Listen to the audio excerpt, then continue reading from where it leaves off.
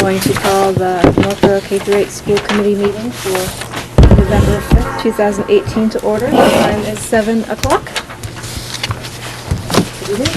Our first item on the agenda is action on the open meeting minutes of October 3rd, 2018. Jim? Madam Chairperson, I move that we accept the open meeting minutes of October 3rd, 2018 as presented tonight. I second that motion. All right. Madam Chair, there is one correction on the page 4. Okay. It was noted in the minutes that Melinda Clements is a teacher at Z, and she's actually a teacher at PTO. Okay. So, does anybody want to amend their motion? So I'll amend my motion for that correction. I now second the amended motion. Yes. Great. Any further discussion? All those in favor? Motion passes. The second item on the agenda this evening is Proctor School Improvement Plan and Update and PTO presentation.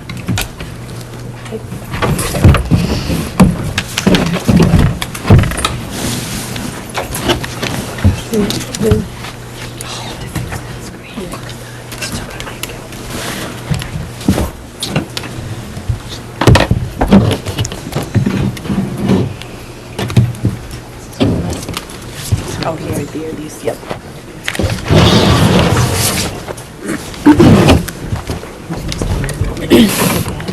Okay, yeah.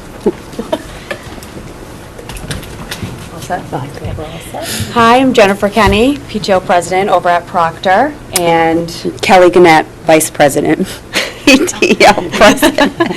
So we'll tell you guys a little bit about what we do over there. So this is my second year on the board. Last year I was Vice President. This year we have Kelly with us, and this is Kara Rutledge's third year as treasurer, and we also welcomed Rebecca Treger this year as secretary. So this slide is showing you our approved 2018-2019 budget at just over $18,000, and we showed where all the spending goes. So we do some teacher gift cards at the beginning of the year for their welcome back staff lunch. We participate in some community support, that would be Apple Fest, entertainment, parade, high school prom. We also budget in for our enrichment programs, where we bring in some outside organizations that provide the children with some unique experiences and learning. I have another slide that will go over that in some more detail as well. We help out with field day. We provide the buses for field trips. We have some first grade programs that we help out with. They have a school store every year, and the kids make hardcover books that they take home at the end of the year. Some hospitality, so we provide a teacher breakfast, a welcome back staff lunch, teacher appreciation week, incoming kindergarten popsicle social. We also allocate for PTO overhead, and we have some scholarships as well. So there's an opportunity for families to donate a little extra when they are, say, signing up for field trips. So that money goes into a separate area so that if there are families in need for assistance, we can help provide them that with field trips or back to school kits. We have teacher grants, and I have another slide that will go over that in more detail. We have some spirit events. These are free events for the Proctor families. And this year we added an anti-bullying seminar. So there was one day where the MARC organization came in and presented all for the students, and then the following evening they held one for parents throughout Northborough, and all 4 Northborough elementary PTOs split the cost of that. We also have some volunteer roles, and these are head up by a parent volunteer not on the board. So they take the lead on organizing, and the board will provide any support that they might need. We typically ask for a 2-year commitment, but a lot of times they stay on longer. So you can see we have game night organizer, we do a book fair, we have our own Facebook page, so we have somebody who regularly provides updates through that, a box top coordinator, and then the silent auction portion of our spring fair too. For enrichment programs, Alana works with our enrichment coordinator, Sarah Moore, and they find different organizations that will come to the school to present for the kids. Sometimes it's broken down by grades, depending on age appropriateness. Sometimes it's an all-school assembly. So these are just some of them we've booked so far. I think we may be adding more through the year. Yep. Okay. Yep. So you can see Museum of Science is coming in a couple times. We have some animal adventures, and we also do some fun things for the incoming kindergartners. So these are our PTO-sponsored events. So like I mentioned before, we have some free events for the Proctor families, a Halloween dance party. We have a pancake breakfast that's put on by the dads over at Proctor, so that's a lot of fun. And this also just includes the teacher appreciation and anti-bullying Apple Fest. These are our fundraisers for the year. We do a back-to-school barbecue as well as an end-of-year barbecue. We have game night, so we work with the company Game Right. They come in, or we bring in the games, and we do a game night with the kids. We do spirit wear, so you can buy Proctor gear. Readathon that we try to link in with our Scholastic Book Fair. We have the Bay State Textiles. We have a bin right outside the school, makes it easy to donate. Northborough House of Pizza is going to be our restaurant night for the year. And we also use Amazon Smile. And the two new ones we're going to add this year is Clay Time and Shrewsbury's coming in, and we're also hoping to do a pasta making night. Our two big ones are the Fun Run and the Spring Fair, so we try to space those out. We do the Fun Run in the fall and the Spring Fair in the spring. This slide will show you our fundraising to date. So we've already brought in some through Amazon Smile, the Back to School Barbecue, the Bay State Textiles. We had a game night already, one restaurant night, and a spirit wear. We're hoping to do another one after the new year. The Fun Run was our second annual. We did it the first time last year, and the kids had a blast. The families thought it was great. We did it on our own last year. We brought in 2,700, which was awesome. This year we paired up with an online organization called the Get Moving Crew. They just helped it make it easier to do online donations. We accepted in-house donations as well. They made it easy to share the children's donation pages through social media, and we brought in over $6,000, which was huge. We were really excited about that. We also made it for one common goal. Instead of just for PTO in general, we're doing a rock wall in the gym, so the kids and the families got excited that that's where all the funds were going towards this year. And our last slide is the grant slide. So we were able to, or what we do is we encourage the teachers to submit a grant form each fall and to the PTO, and then we hold a meeting. We had ours last week, and we vote on each individual grant. We were able to approve 16 grants this year, and some of which include standing desks, some supplies for the speech, special ed, and the ELD departments, new books for the library and the psychology department, STEM kits, which went to a couple different areas in the school, as well as some kindergarten, first grade, and fourth grade support in the classrooms, and some music department supplies. And that is what we do with the Proctor PTO. Thank you. Anything you want to add? No, you did a great job. Great job. Any questions or comments from the school committee? Joan? Jennifer, I have a question, but thank you very much for your presentation. Sure.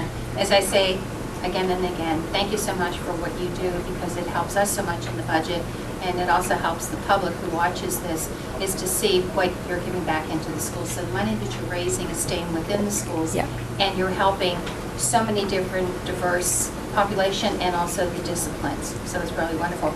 I just had a question. I didn't know what Amazon Smile was. Where do you get your So money it's a from way, that? if you go, yeah, so if you go onto Amazon where you do your Amazon shopping, there's a particular link that is linked to what they call Amazon Smile, and all you have to do is select the Proctor school. There's all different kinds of charitable organizations. So whenever you make your purchase on Amazon, the percentage goes directly back. Is Yep, it- so it's Or was five, but- it's 0.05%. Yeah, That whatever goes back your- to your purchase, except last week they had a special and it was Bumped it up.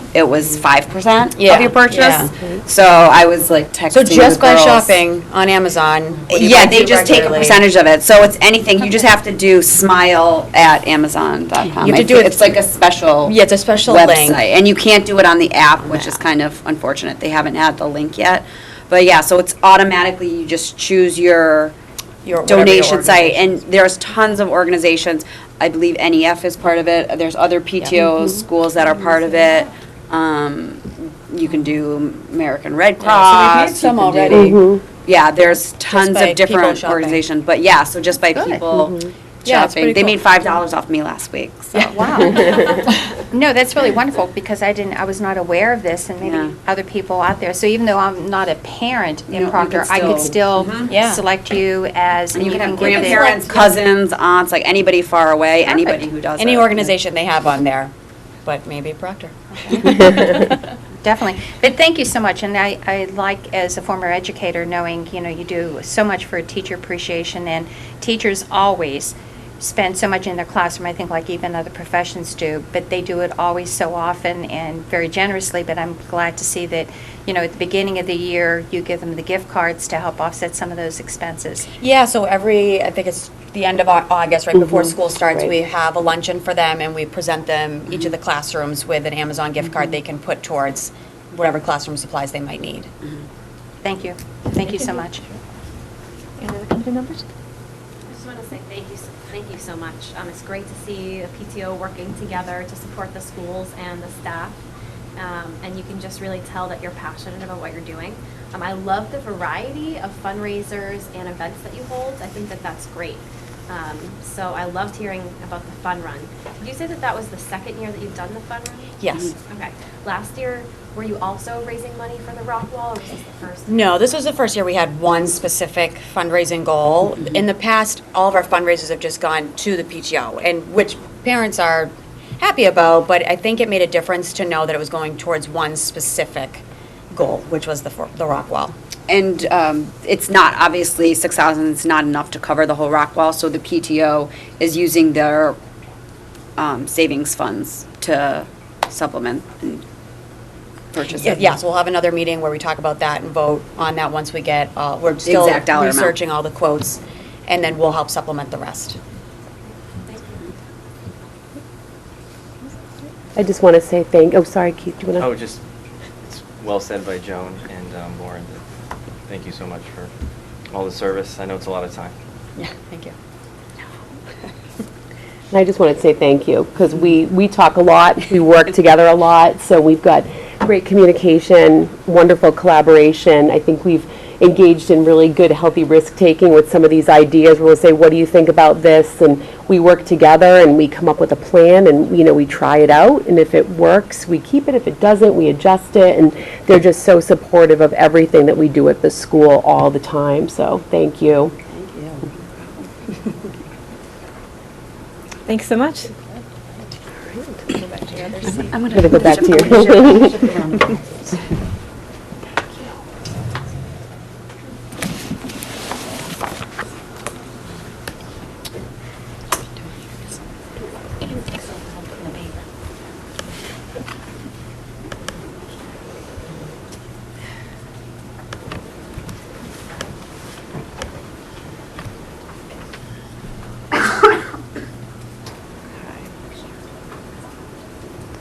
All right. So I have the pleasure of presenting an update on our school improvement plan. So last year we had written a new plan, and we're just about a year into it, and we've made a lot of great progress. A lot of wonderful work has happened at the school. So I'm eager to share what we're working on and what we continue to work on, and where we're growing as a school community. So we've had a change in some of our council members because there's some people that have left and either gone to a different school or have been on for a while, so there's been a changeover. So what you'll see is one of our teachers is no longer with us, as well as one of our parents, and we've added in Lori Miller as a teacher representative, and we have 3 new parent representatives joining us, which we're very excited about. So they will be meeting with us in December when we have our first meeting. So it'll be nice to have some new voices, some different perspectives to our council as we move into the next couple of years. And I also want to thank the members that have served with us, because it was their input and their work that helped to shape this plan and the wonderful work that we've been doing. So I think, a vision is very important for every school and every organization. And, our vision really focuses on having a continuum for our students, that, we start the journey with them, and then they move on to middle and high school and beyond. And we want to give them the skills that are going to help them to continue on a path of lifelong learning and have that enjoyment and that eagerness for learning. So we're hoping that we foster that through our core values, which focus on communication, respecting each other's unique strengths, talents, and skills, a personal responsibility to ourselves and our community and the world around us, perseverance to get through those challenges, whether it be with learning or other life challenges, and then a curiosity to really go out there and explore and learn and discover. So this is a picture of, we partnered up last year with the Northborough Food Pantry as a commitment to the world around us, and this was just 1 month of the items that were collected, and students that helped to gather them and organize them and get them ready to go every month to the food pantry. And then our mission statement really talks about how we want to provide a high-quality education and experiences that are going to have our students be the best versions of themselves that they can possibly be. And that looks different for everybody because we're all on a learning continuum. And we want to do this by instilling pride in our learning, in our relationships with each other, and by leaving a positive footprint on the world around us. And we've really tried to focus on that there's our Proctor community and our Proctor world and our Northborough community, but there's also a larger world around us.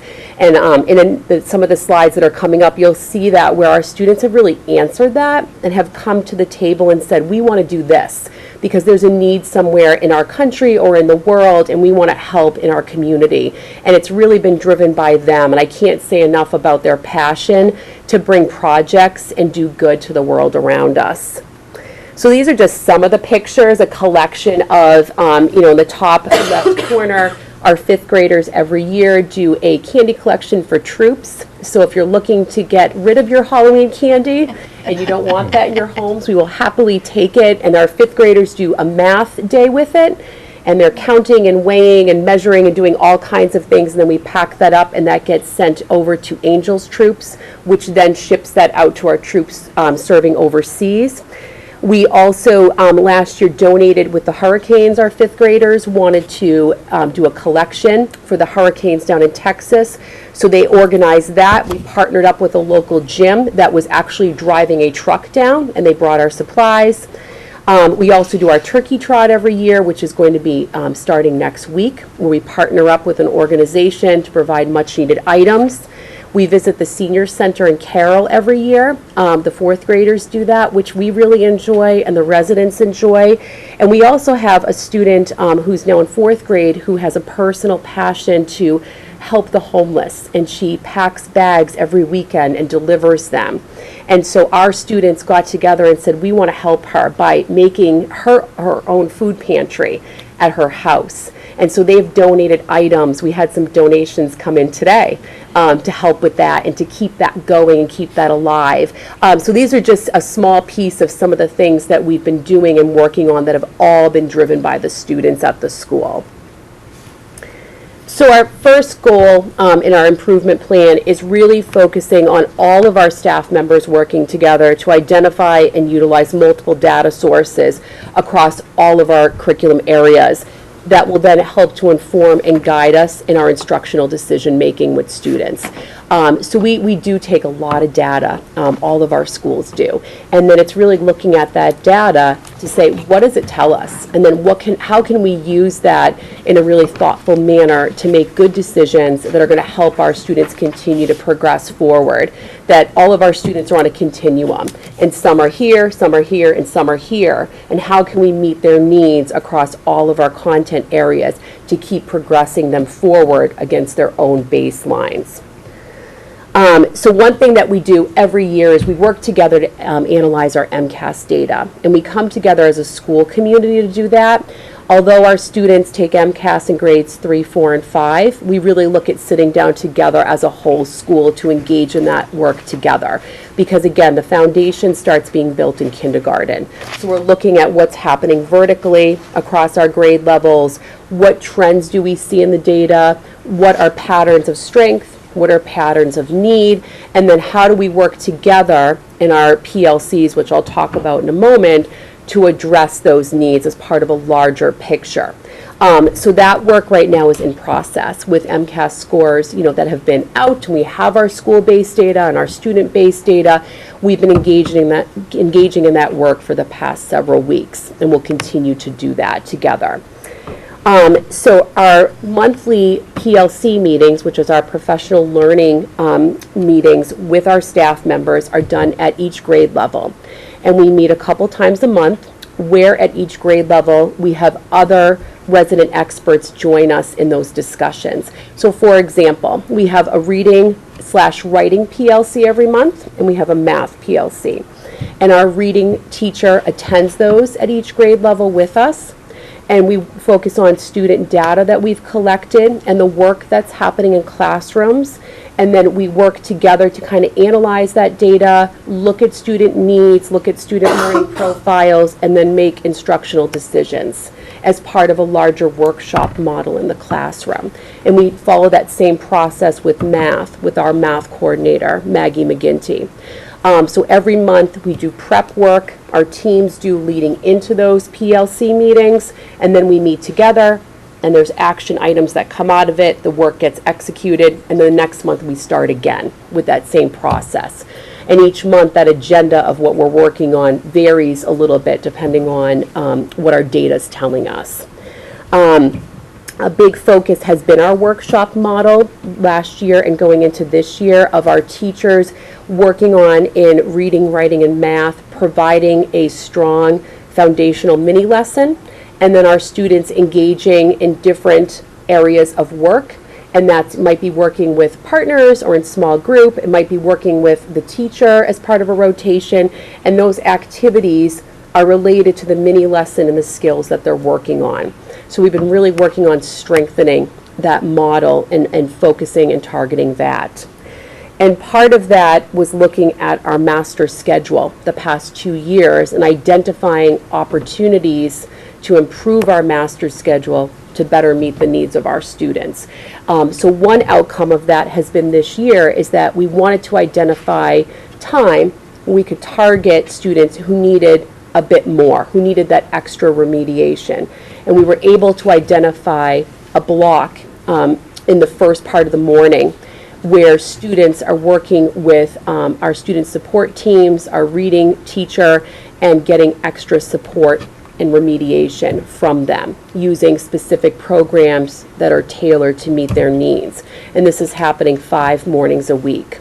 And this year, right now, the focus is on literacy and strengthening the reading skills, and we're working on expanding that to math. So we're starting to build that foundational piece as well. I spoke about having our district and our building curriculum specialists join us. They also join us as part of staff meetings to reach that larger audience as well. We've done work with them on doing some trainings or highlighting a specific strategy that we might want to use with students across the board, and they've worked with us there as well. The other piece is our child study team, which is a team of individuals, experts, teachers, staff members in our building that meet weekly, and teachers can come to the team and say, I'd like to talk about this child. You know, I'm seeing this. Do you have strategies and suggestions? And our team looks at the data, talks with the teacher. We get a picture of what the child's needs are, what the teacher's looking for, and then we make recommendations for interventions. And then we follow that for a 6 to 8 week cycle. And then we follow up again after that. We set a meeting on the calendar before we adjourn, and we come back, circle back to see how it's going and how else we can help the child and help that teacher with the child. We also, as part of our master schedule, have built in weekly consultation with our student support services team, and that allows teachers that have students that have IEPs and 504 students in their classrooms to have a set consult time with the team where they can go and talk about the IEP, the goals, objectives, accommodations that the teachers are responsible for implementing, and just get feedback and troubleshoot things and talk through items. So it's really nice that we're able to build that into our master schedule so teachers know every week they're going to be talking about those students with those professionals. And also technology and integrating technology into the classroom has been an increasing focus of bringing tools in. So it might be online tools that students can access to help with their learning. We're working with Julie Doyle to help our teachers partner up for how can we infuse technology in a meaningful way into these lessons and into these units of study on a regular basis so that these aren't add-ons. It's a natural part of the process in what we do. And so these are just some pictures of our students' work over the past year. We introduced a Flipgrid, which is a online tool where students are added into what's called a grid, a classroom, and teachers are able to pose a question to them. So they might say to them, tell me the favorite part of the book we just read. Tell me about your favorite character. And students are able to give voice back by recording themselves. And so teachers are starting to use it as a formative assessment tool with students to get knowledge about their understanding. So we've started piloting that in some classrooms. Our band teacher is going to start using it across all 4 schools eventually. We've had conversation about that. So it's an exciting tool that we're looking at expanding with students. You can also see and hear teachers conferencing with students as part of our workshop model, working in small groups with students. Maggie McGinty has come in and modeled 3-act tasks in math class with students and has come in and co-taught lessons with teachers.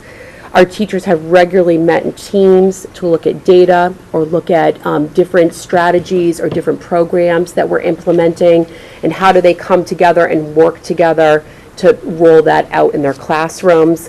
And just the integration of technology. We've done some, before and after school coding. We've done some work with robotics. So just opportunities to expand and enrich what students are already doing. So our second school improvement plan goal focused on social-emotional practices. So it was exploring, examining, and implementing research-based curriculum and practices in the area of social-emotional health and wellness that's going to support all of our students. And really our goal was to add to our students' toolboxes, because as we know, we've talked about, our students now have a lot more demands and different pressures on them, and the social-emotional pieces really come at the forefront, and mental health concerns, and just different struggles that families go through. So we wanted to equip our students with a toolbox that they could access when they were in need.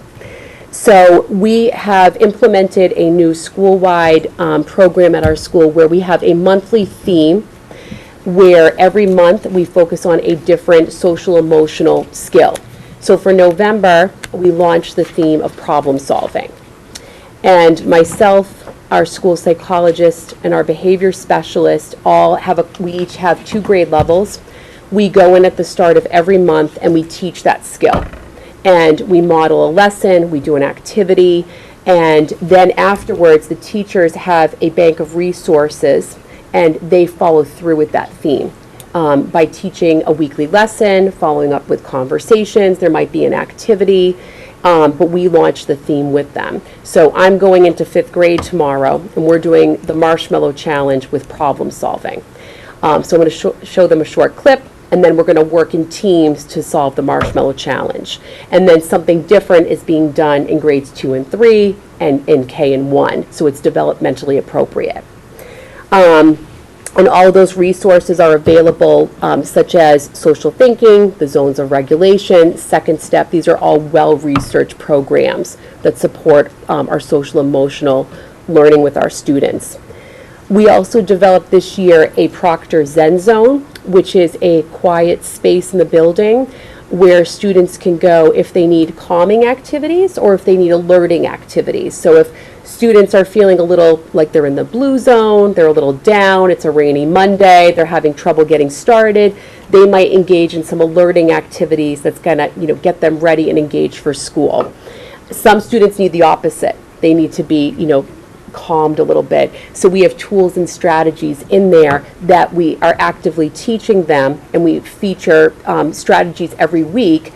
And then we take data on how they're using the strategies both in the Zen Zone and out of the Zen Zone, because our goal is to get them to generalize that into the classroom. So that over time, they may not need that Zen Zone as much as they're utilizing it right now. And again, going back to we're adding tools to the toolbox. And every week, those strategies change for the students. We also are very fortunate to have strong partnerships with outside consultants that come in and work with our schools, that support our students, support our staff members. So we may do a case consult on a student that we'd like to learn more about, get a different lens on. And so we're very fortunate that we are able to access those resources and supports to help with our students. This summer, the Proctor School at Algonquin hosted a responsive classroom workshop with a couple different levels of training. So there was the basic level 1 training, and then there was a level 2 for those that had more experience. So there was hundreds of attendants from all different states that came. We had from our school, because we hosted, we were able to send some staff members, myself, my school psychologist, another staff member. We were able to go and participate in the different workshops over the whole course of the week. And it was just a really nice affirmation of what we're doing with our students. And we learned some new things, and we are able to bring all of that learning back to our staff members, who are, many of them are trained in responsive classroom. So we were able to share our new learning every month in staff meeting. We talk about something that we've learned, we share resources, and then that is being brought forward into the classrooms from what we learned there. From that, we're going to be doing a Power of Our Words book study this coming spring after the holiday season. And this is where all of our staff members are going to engage in this work around how, just as the title suggests, what we say and how that's presented to students, our teacher language can help students.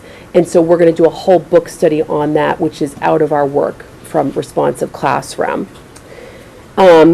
We continue to have really rich partnerships with Family Success Partnership, which is local to us. Northborough Youth and Family Services have been tremendously supportive of our students and our families.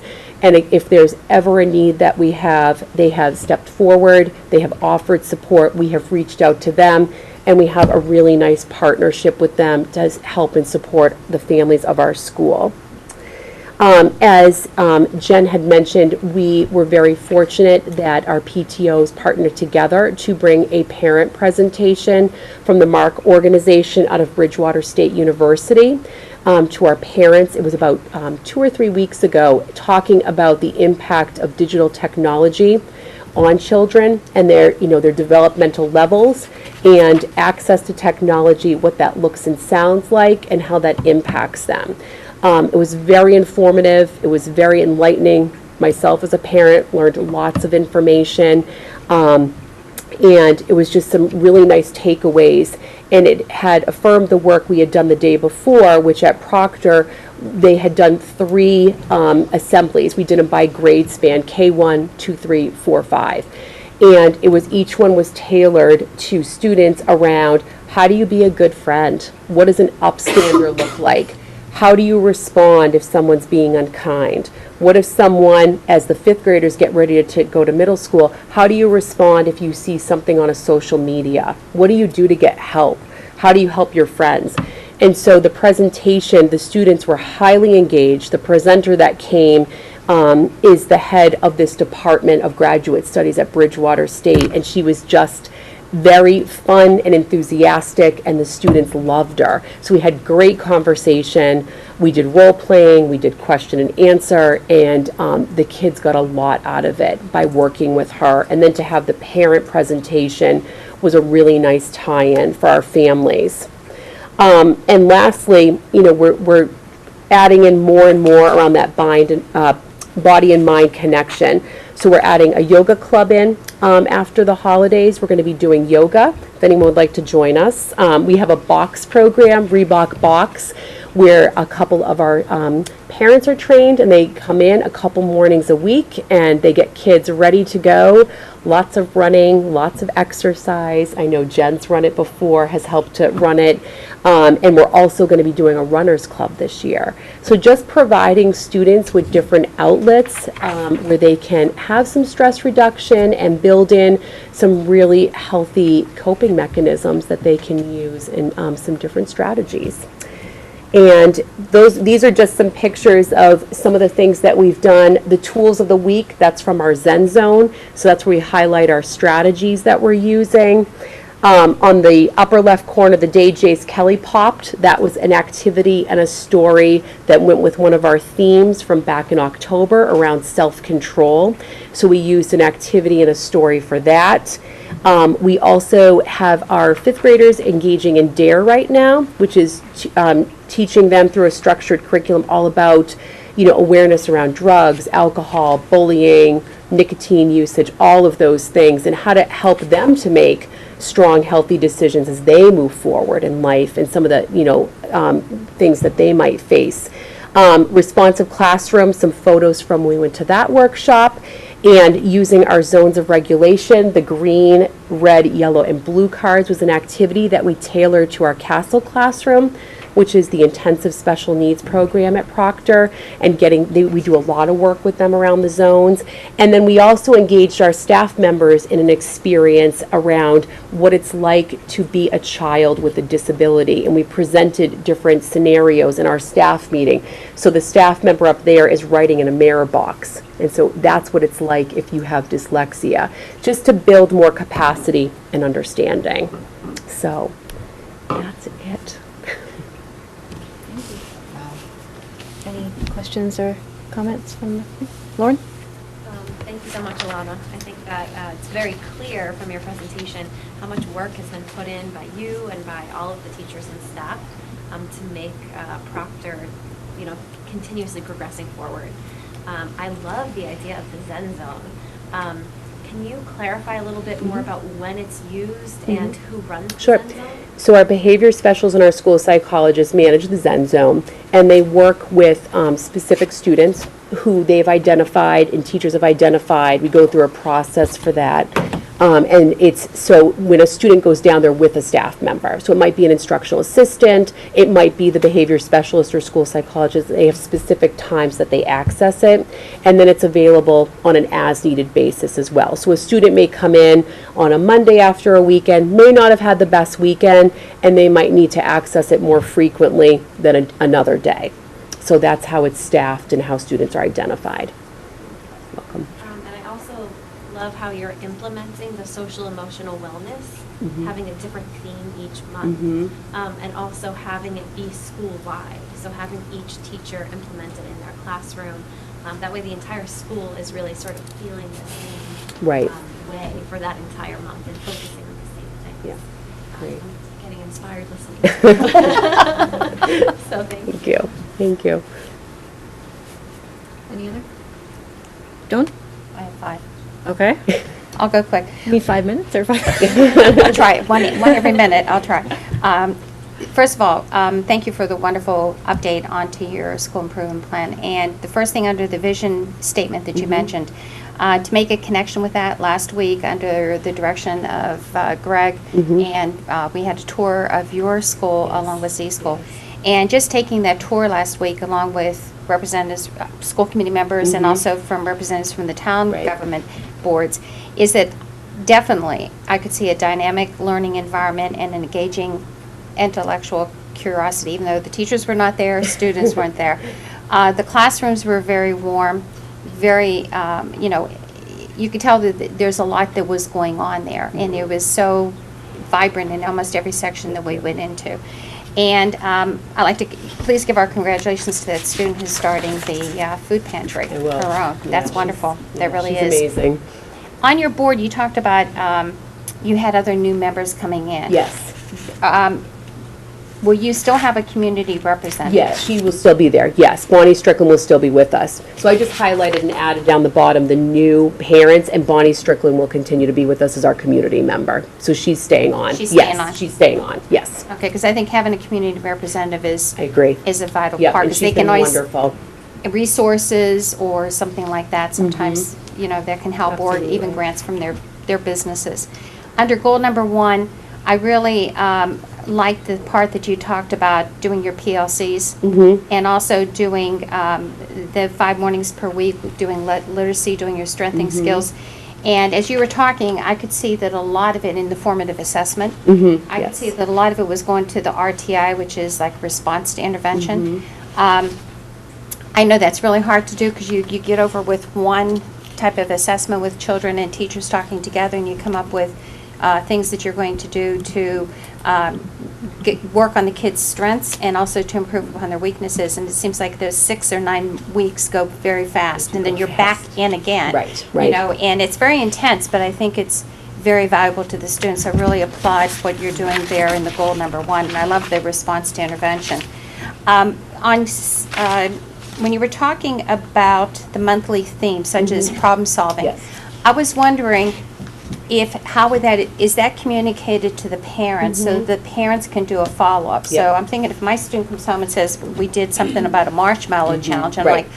like, okay, what did you do? What did you do with the Are you marshmallow? building, Right. making snowmen, are you eating them, what are you doing? Yeah. So how is that communicated to the So in the parents? Sunday news, I'll highlight, and I'll say what we're working on. I'll say, ask your child about the story Jace Kelly popped. Oh, so I'll put in the Sunday news, when I put that out to parents, we'll talk about the theme that we're working on, some of the things that we worked on that week with the theme. Yep, so all of that goes out to parents in the Sunday news that I send them every Sunday night. Oh, you sent it every Sunday night to the parents. And so does that give them an update what's happening? What's for the happening week? for the coming week. Yep, That's and then wonderful. talking about some of the things that we did the previous week too. So I'll put pictures in. So this past week, I put some pictures in of some things that we had done. We had our costume parade, and then I, talk about this week. We'll talk about the activities we did related to the November theme. And then it preps with things there. This week we have our conferences, so I put a note in about that, just reminders and anything that's coming up. And then my last one is, when you talked about the responsive classroom, does that take place first thing in the morning, and is the whole school doing responsive classroom? Yes. So every morning, every grade level, every classroom does morning meeting to launch their day, welcome students, they all come together, they have their morning meeting, they review the day. There might be a small activity involved in that as part of their community building. So with the new, responsive classroom has updated and changed some things. So those are the new pieces that we've been bringing to the staff, those of us that went to the training, and highlighting those and saying, you're already doing this, here's another resource that might help with that. And that's what we've been working on in staff meeting. And besides the classroom teachers running the responsive classroom, do you have other support staff that come into the classroom, such as the music teachers, special ed? So in their classrooms, they're doing it. So I observed our music teacher, and she had a small meeting before she got started with a, grade 1 lesson. And then our support staff that go in, if they're in that room at the time, they participate and model that and reinforce that as well. Okay, thank you very much. Thank you. Keith? Well, glad to see you back presenting on this thing. And I remember it when it was first pitched to us, and I remember liking the plan because it has a lot of key ingredients, in my opinion.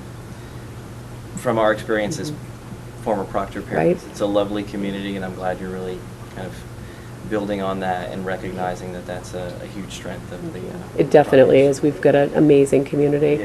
Yeah.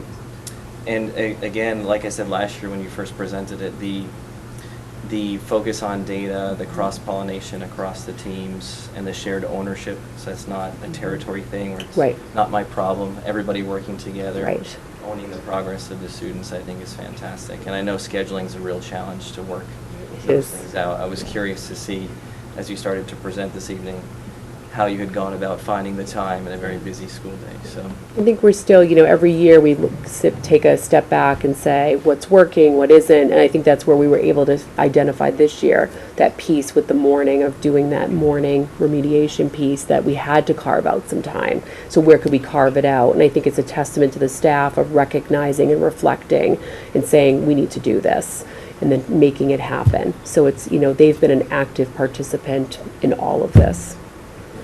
And like a true leader, you're giving them all the credit, but I know it's not easy really to is lead them. through change. You get certain people who push back or have just maybe some fears or concerns about those changes. So the fact that you've been able to go ahead and take this a year forward in time and present some of the updates is fantastic. Thank you. Thank you. I also just want to thank you, as the whole committee does as well. I really like the part where you're actually bringing somebody in to discuss the impact of digital technology. That was really impressive. As that becomes more and more ingrained into what education's going towards, and how it affects the younger population. I'm really glad that that's being addressed in your plan. It's very impressive, along with the social and emotional component as well. So again, thank you for all your hard work, and I'll let you down. Thank you. Thank you.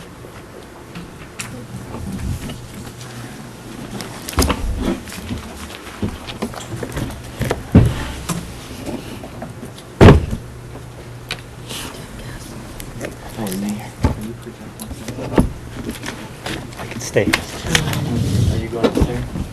I'm going to stay. Oh, you're staying. So.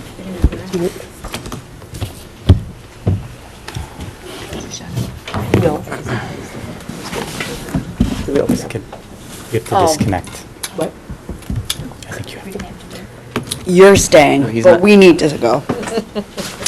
Gotcha. I'm on. Going back. You're He's back? presenting. Oh, you're just throwing it up on the He's just screen. staying where he is. Oh. We have a copy of it, don't we? Yep. Yeah. Can you Sure. open it? Sorry. A little exercise.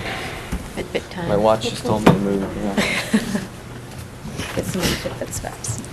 So next on the agenda is the MCAS presentation. So since we gained an hour with daylight savings, I thought I could use the hour presenting MCAS scores to the community. Two things I'll promise. The first is that I won't take an hour. And the second thing is it won't be as exciting as Alana's presentation. So I'm pleased to share with you the 2018 MCAS results.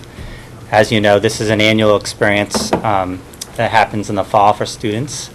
And it's an assessment that helps us as a district understand better how we can improve teaching and learning, school and district accountability, and then student accountability. So the goals for my presentation really are to provide the community with an overview of the MCAS online environment, share at a bird's eye view the 2018 MCAS results, discuss progress and next steps, and then answer any questions that the committee may have. So I think it's important when we talk about MCAS to put it in context. We are part of a much larger educational organizational system at the state level, and a lot of what is happening at the state actually drives the work that happens in our district. I just wanted to highlight a few of those.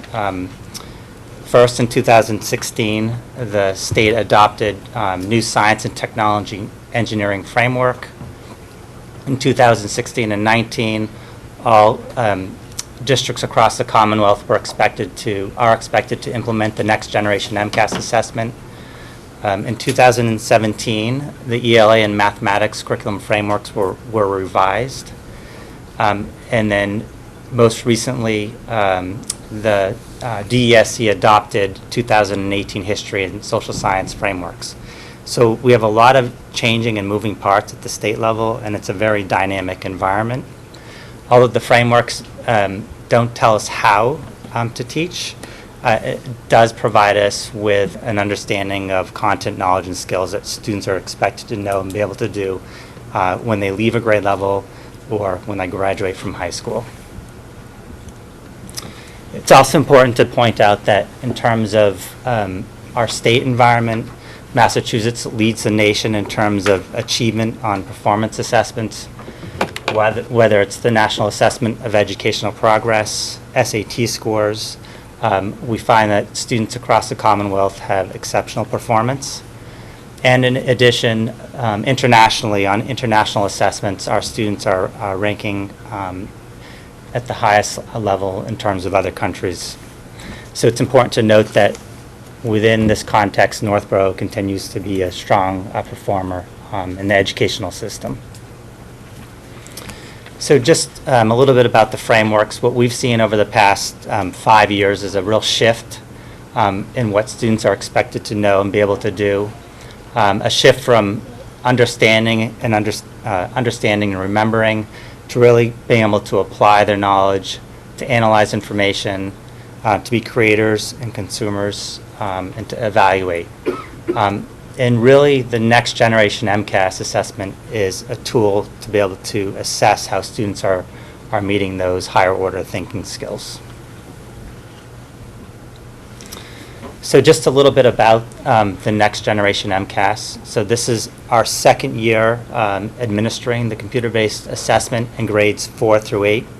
And last year was the first year that grade 3 actually took the assessment. The major change is that it was computer-based. And the content assessed was ELA, math, and science. And science is grades 5 through 8.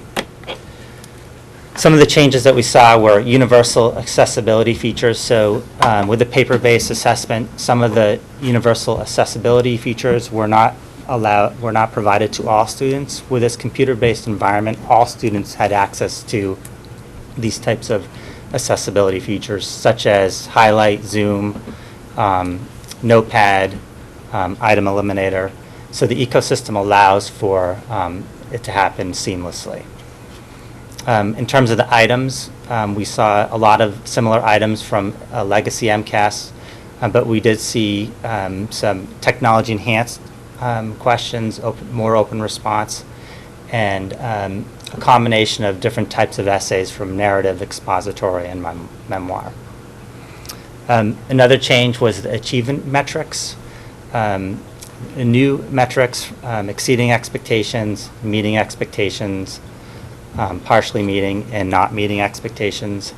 And it's important to point out that 2 years ago, this shift does not allow us to compare historical data. So legacy MCAS cannot be compared with the next generation MCAS. So we're actually building our data set and building that historical data so we can look at patterns and trends in terms of how students are performing.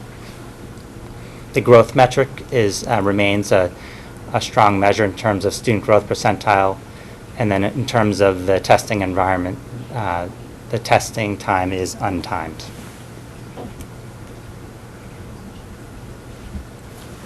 So in terms of the actual assessment, I thought it was important to actually walk through what it looks like in terms of the testing environment to see some of the tools the students have.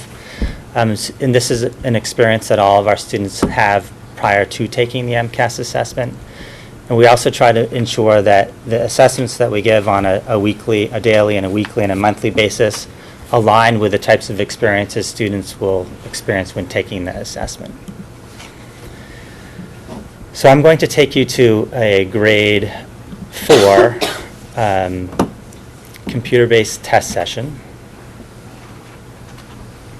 So when students log in, this is the environment that they experience. They'll start their assessment, and it basically gives them their directions.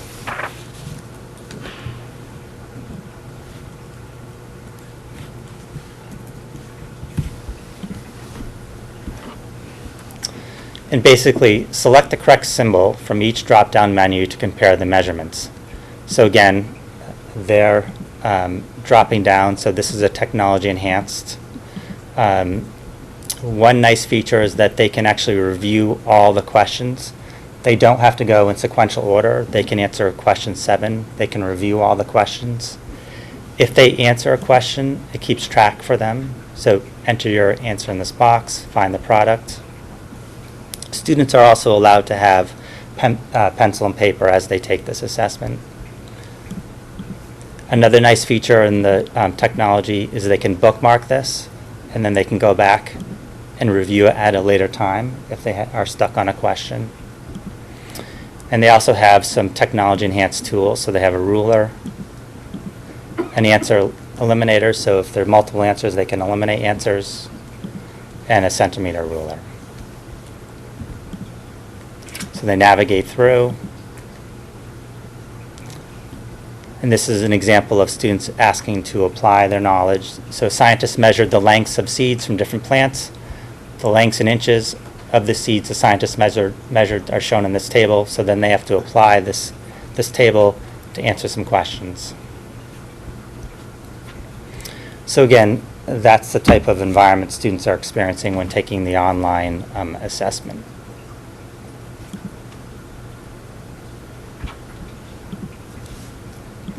Also, another new resource for teachers and parents is the Department of Education did release many of the questions that were asked on the MCAS, next generation MCAS. So these are available. And I thought I'd show just an example of an ELA question that students are experiencing.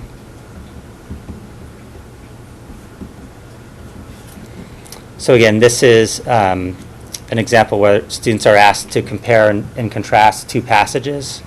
So read the passage in the poem about girls who have complicated feelings about their family backgrounds, then answer the questions that follow. So again, students are asked to navigate between two pieces. They're asked to compare and contrast, and then write an essay that explains how Rinko and a Jar of Dreams and the speaker and Somewhere Among feel about their heritage. So for example, they're comparing and contrasting two pieces and have to navigate this environment. So again, it's much more dynamic than a paper and pencil based assessment, and I think it requires students to really evaluate, synthesize, and make meaning of what they're reading.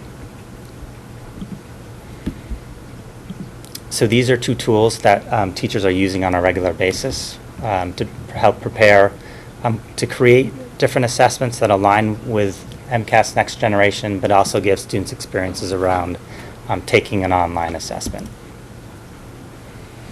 So in terms of us as a district, schools, and students, we use Massachusetts accountability measures, and there are really two metrics. The first is achievement level, and again, it's exceeding expectations all the way through not meeting expectations, and student growth percentile, which is a scale of 1 to 99, and it basically compares like students over a 2-year period and how they grew. Comparing, for example, two students who scored in partially meeting expectations and the growth they saw in that cohort. It's not comparing someone who scored in the not meeting expectations to exceeding expectations. And this is just another lens to see how students are performing. So again, these are achievement levels, and students receive scaled scores, and those scaled scores are converted to achievement levels. And I'll read one as an example. So meeting expectations, a student who performed at this level met grade level expectations and is academically on track to succeed in the current grade in this subject. So when we receive results, we have achievement charts, and basically it's broken by achievement level. So this is English Language Arts, grades 3 through 8, the district compared to the state, and consistently the district outperforms the state in terms of performance.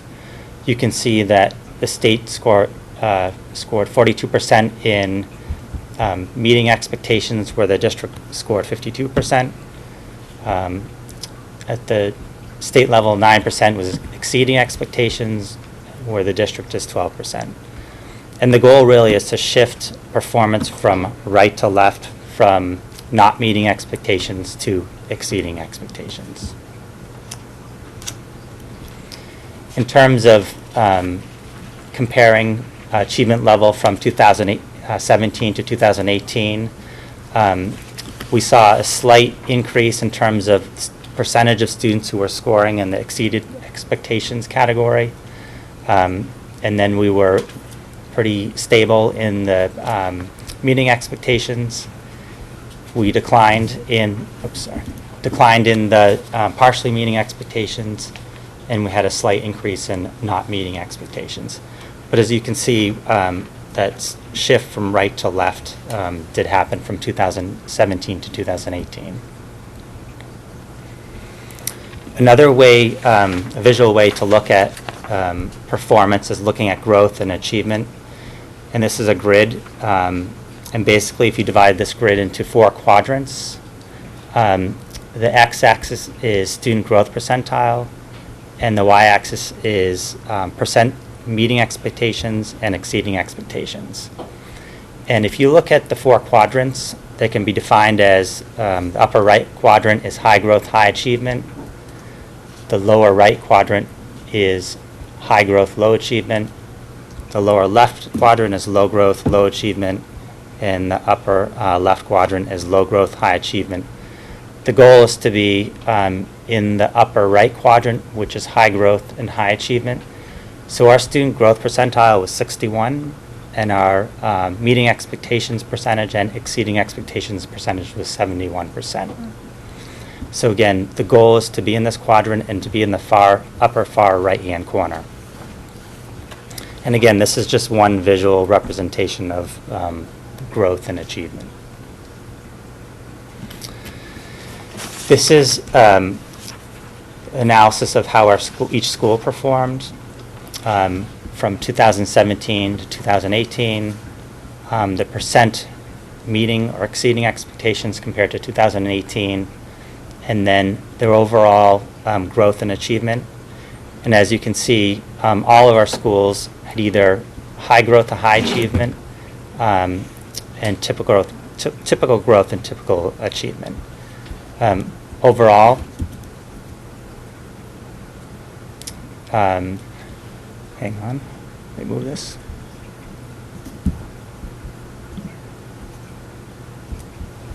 The percent meeting or exceeding expectations was 71%, and our student growth percentile was 62% in English language arts. In terms of mathematics, again, compared to the state, the district outperforms the state significantly, where meeting expectations, the state had 40%, the district had 50%.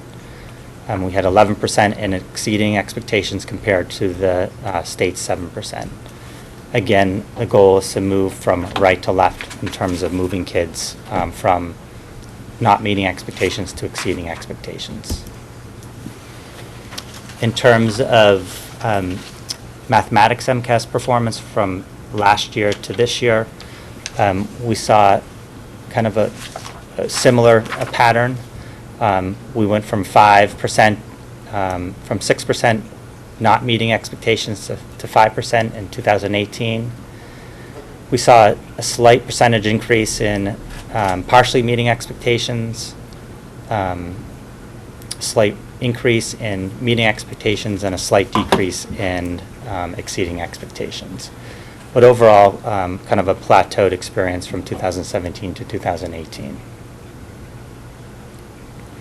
And again, in terms of a visual representation of growth and achievement in grades 3 through 8, we found the district to perform in that upper right-hand quadrant with a SGP of 60 and achievement of 65%, meeting expectations or exceeding expectations. When the state changed this assessment landscape, they shared that most districts could expect that only 50% of their students would either meet expectation or exceed expectations. So we've outperformed that state prediction. And here's a summary of our mathematics performance across our 5 schools. And again, we have had high growth, high achievement, or typical growth and high achievement. So, what do we do with the data? How do we, how are the data utilized? So, we receive a tremendous amount of data from the Department of Education, and we have a number of tools where we can disaggregate data. We can look at data across subgroups. We can look at how students are performing who are part of the economically disadvantaged category. We can look at students who receive special education services, how they're doing as a subgroup. We can look at gender to make sure that, girls are performing at the same level as boys, and if not, we can ask questions of why or why not. We use this data to answer our questions and to look for areas of improvement. We also use it to analyze individual student result to make sure that a student is getting what he or she needs. And most importantly, we use the results to inform teaching and learning. and we triangulate the data with other local assessments. It's one measure that we use and added to many measures that we use to analyze our performance over time. In terms of district-based analysis, we look for patterns and trends across systems. We use it to evaluate curriculum over time. So is the curriculum actually helping students meet the student outcomes that are expected of them? We use it to identify priority areas and monitor the state assessment landscape. And lastly, where to go to find more information. So the Department of Elementary and Secondary Education website is a wealth of information, has district profiles, and I will share this on our website tomorrow. These are hyperlinks. This allows families to see types of questions that are asked, to look at performance of subgroups, and to really get a deeper view of how our community is doing in terms of MCAS performance. There's also a parent's guide to the MCAS, which is a great guide, and it kind of breaks it down for a family and parents. And lastly, again, the MCAS digital item library. This is a great tool for teachers to use in the classroom, helping prepare students, but it's also a great tool for families to use with their children at home. So overall, our students perform well on MCAS. There's always room for growth and improvement.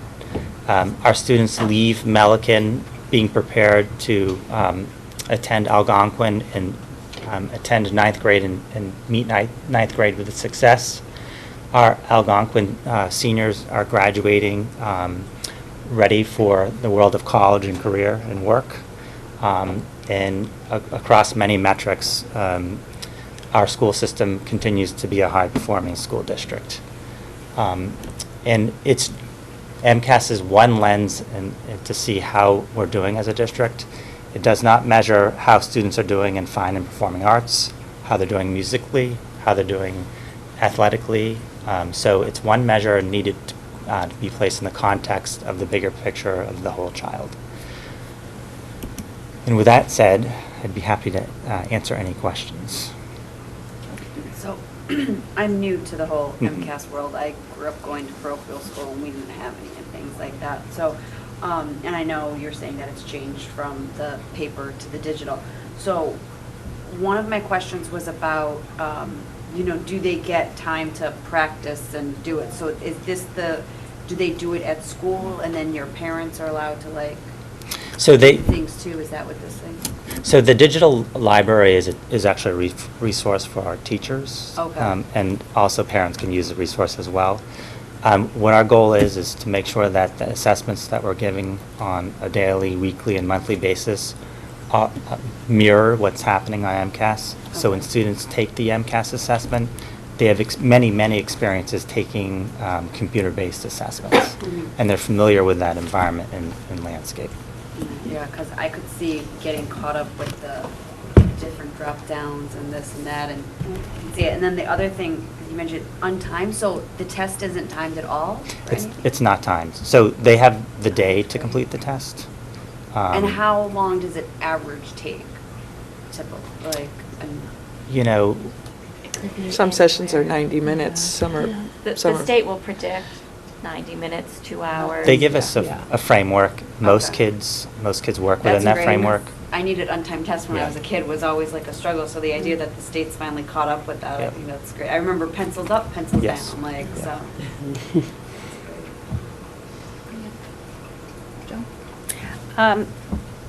Thank you for your presentation.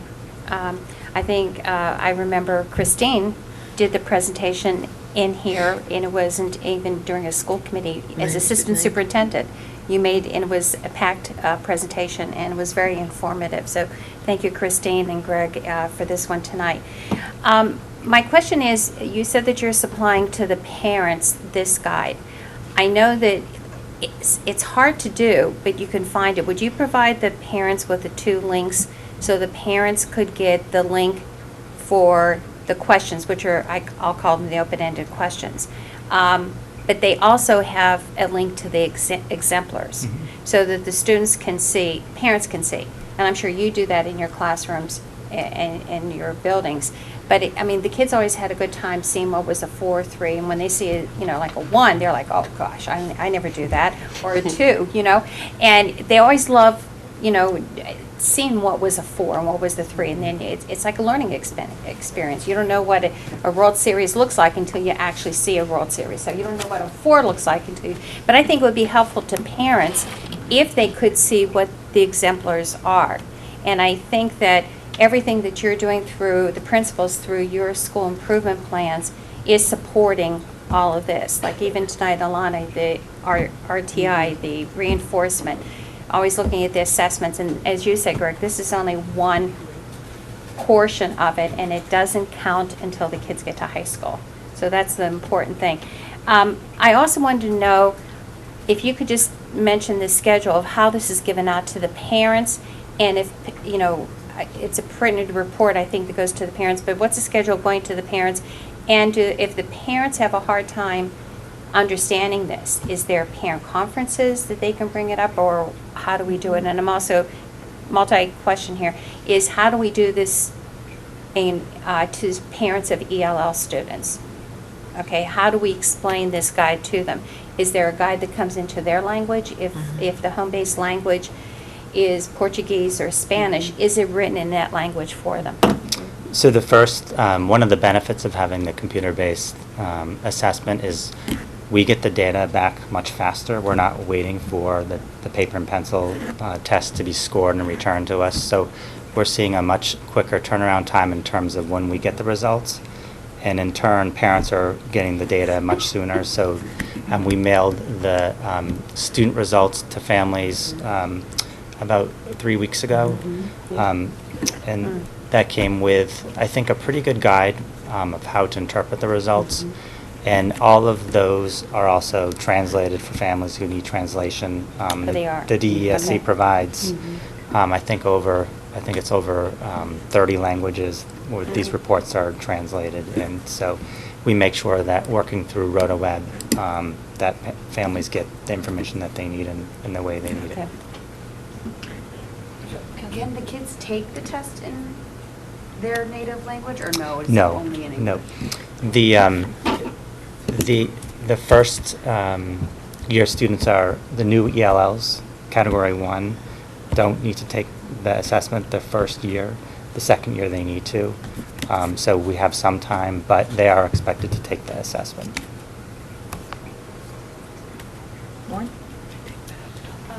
When you showed us the open response question where Yes. they could toggle and Yeah. type, is the typing of open responses required for the younger grades as well, grades 3 and 4? It is. And that's one of the obstacles that we face, making sure students are adept at typing and are efficient at typing, so they can get their thoughts and ideas down in an efficient manner. So schools do have some strategies around using some online typing tutors to help facilitate that. Students can also have, again, pencil and paper, so some students actually write their story and then record it, type it in after the fact. Are volunteers allowed to type their responses that are written down for them? It would be a special accommodation that would be required, and we'd have to actually document that before the assessment. Thank you. Thank you. Moving on to the next agenda item, the kindergarten feasibility update.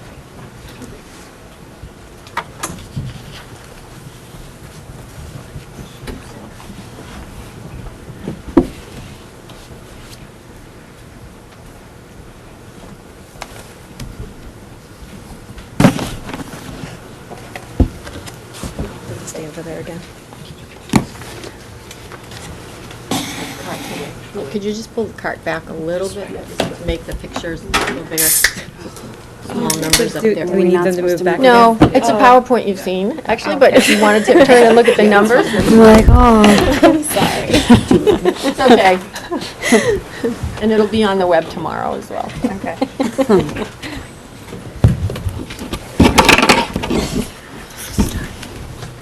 So much technology. It is, it's so much.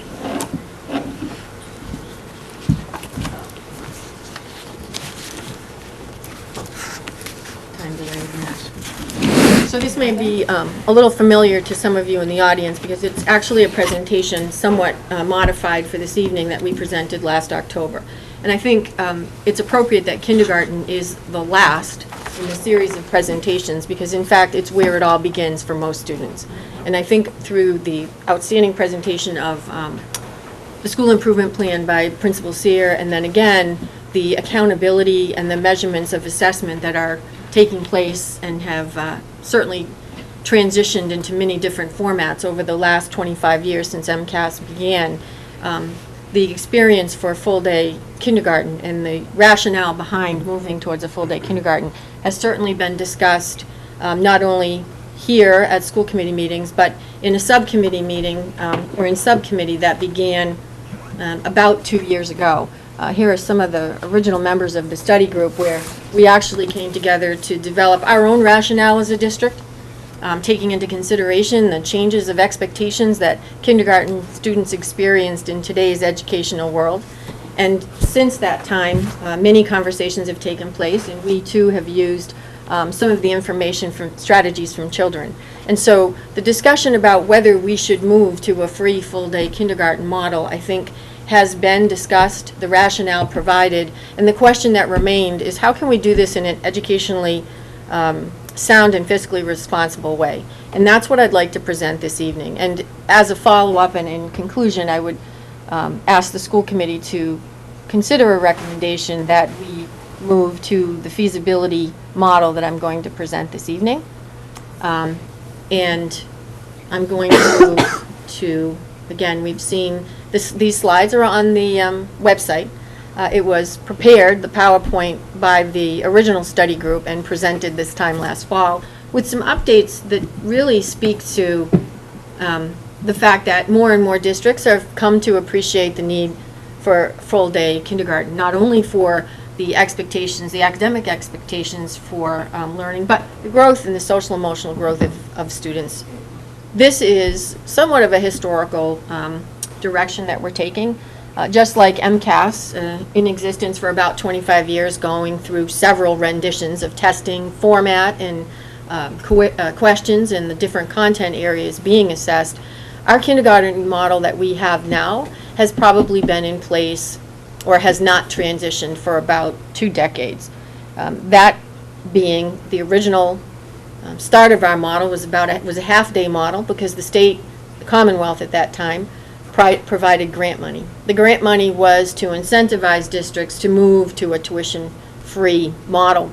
Over time, as happens, budgets get tight, and oftentimes it's easy to depend on grant money and tuition, as many, many districts have done over these last 2 decades.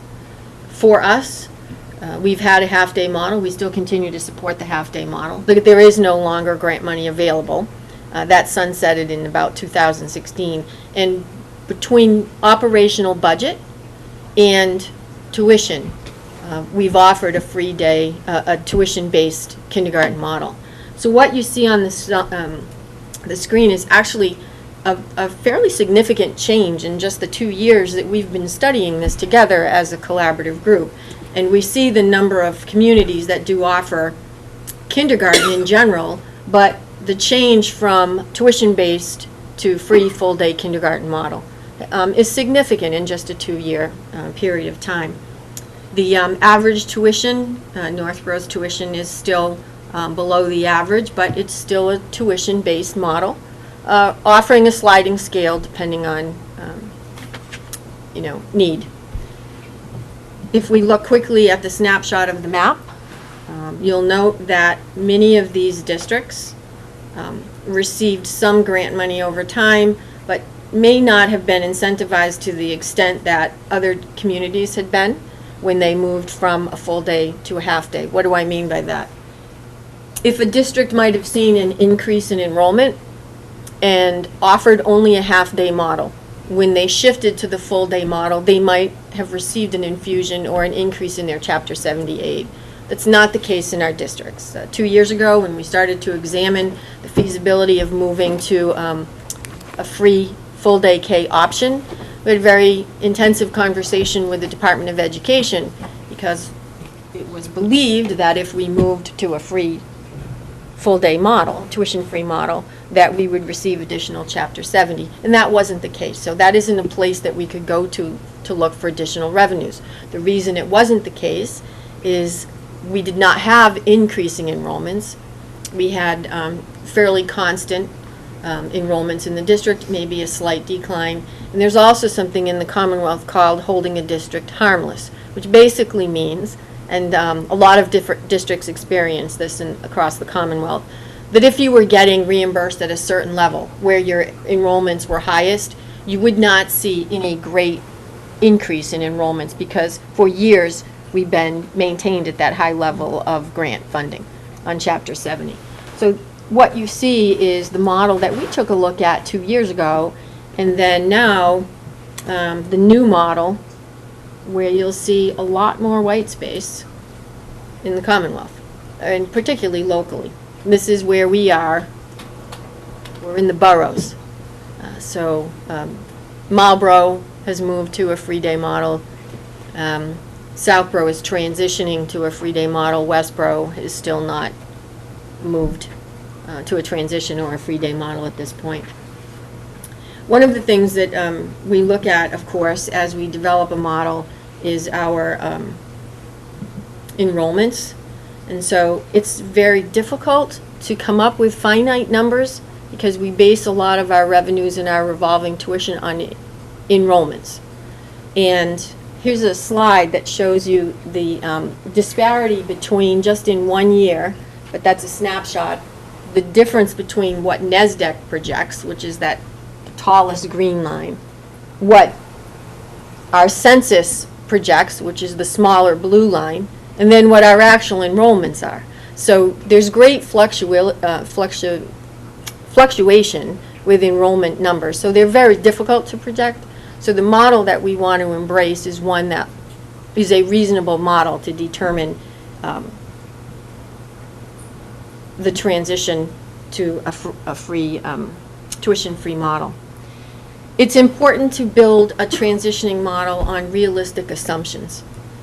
And so I just wanted to share some of the budget assumptions, or some of the fiscal assumptions that produce a model that would potentially be successful and move us to complete tuition-free kindergarten. We're very early in the budget process this year, and so it's important to have these conversations before we start to look at the FY20 budget. Last month, but really the conversation started last year, the school committee voted to include examining the feasibility of moving to a free full-day kindergarten as one of the budget goals. That's really an essential part of the budgeting process, and actually the transitioning process, because those budget goals frame our entire budget conversation. They guide our funding priorities, and when a budget is finalized, we are hopeful that we recognize our budget goals in that budget that's been approved. It's very challenging to try in every budget year to realize, this year we have 7 budget goals for FY20, and they're very diverse. We also need to examine what our potential overall % increase on operational budget is, and look for opportunities to embed transitioning what now is dependent funds on tuition into the base of the operational budget. Because once it transitions over, it becomes what is budgeted and what our increases are built on each and every year. So here are a few of the assumptions that we will consider together as we collaborate and move forward building the FY20 budget. And some of them may be valid assumptions for FY20 and some not. So I just want to go over a few of them. I know it's difficult to read this. This will go up on our website tomorrow, as well as the strategies for children presentation that was presented, so that you'll be able to see a lot of information. But again, a lot of that is the rationale. Now we're talking about the feasibility and how can we make this happen for our students. So we have some assumptions next year as we build the budget. We know what our contractual increases are. We've had some preliminary conversations with our budget subcommittee, and we know that our contractual increases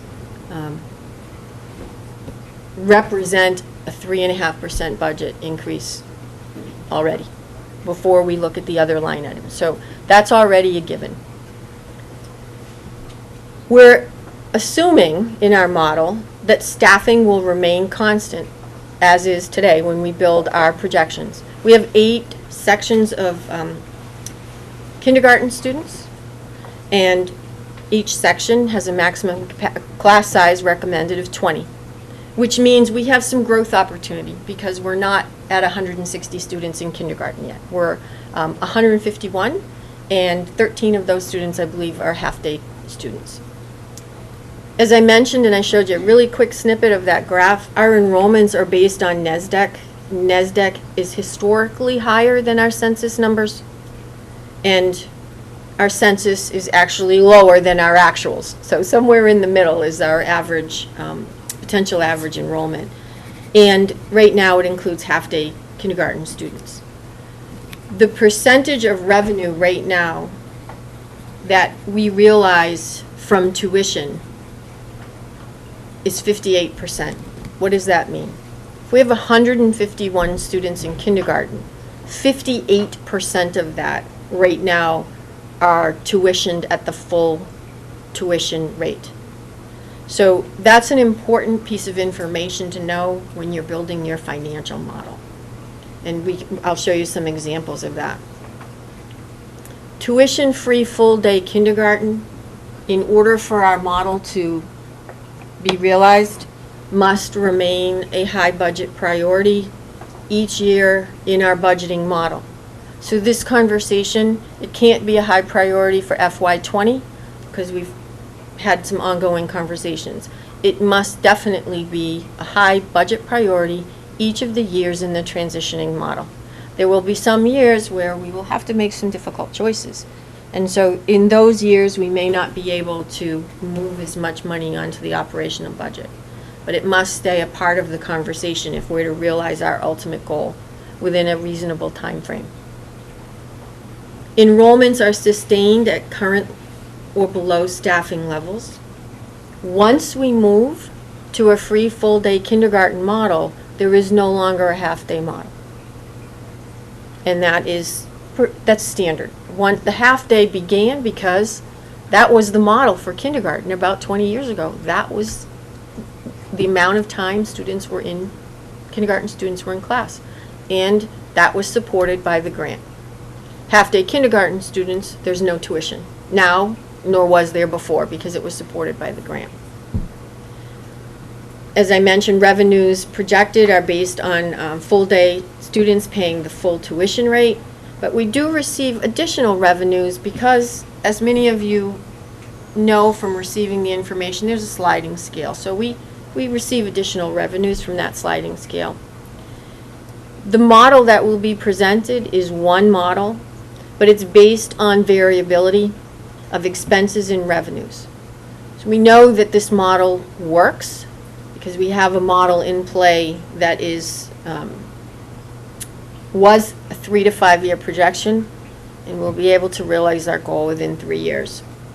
So what this requires is vigilance and watchful eyes over where our tuition is in terms of collections, what our student enrollment is, what class size would be, and where are we tracking against the model that we're going to propose.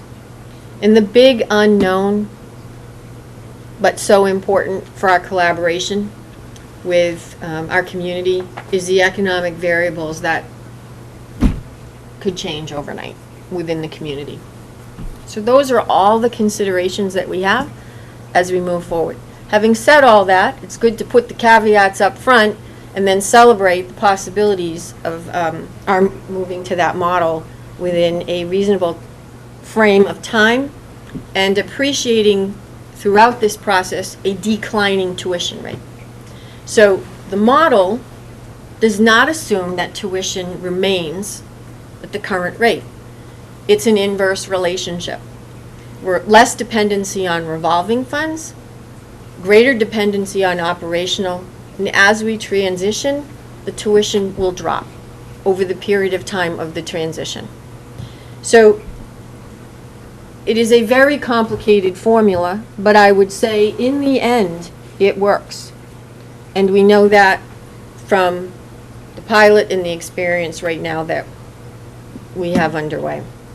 So if you can see the screen, and again, it will be on the website tomorrow, I just want to walk you through what this actually means.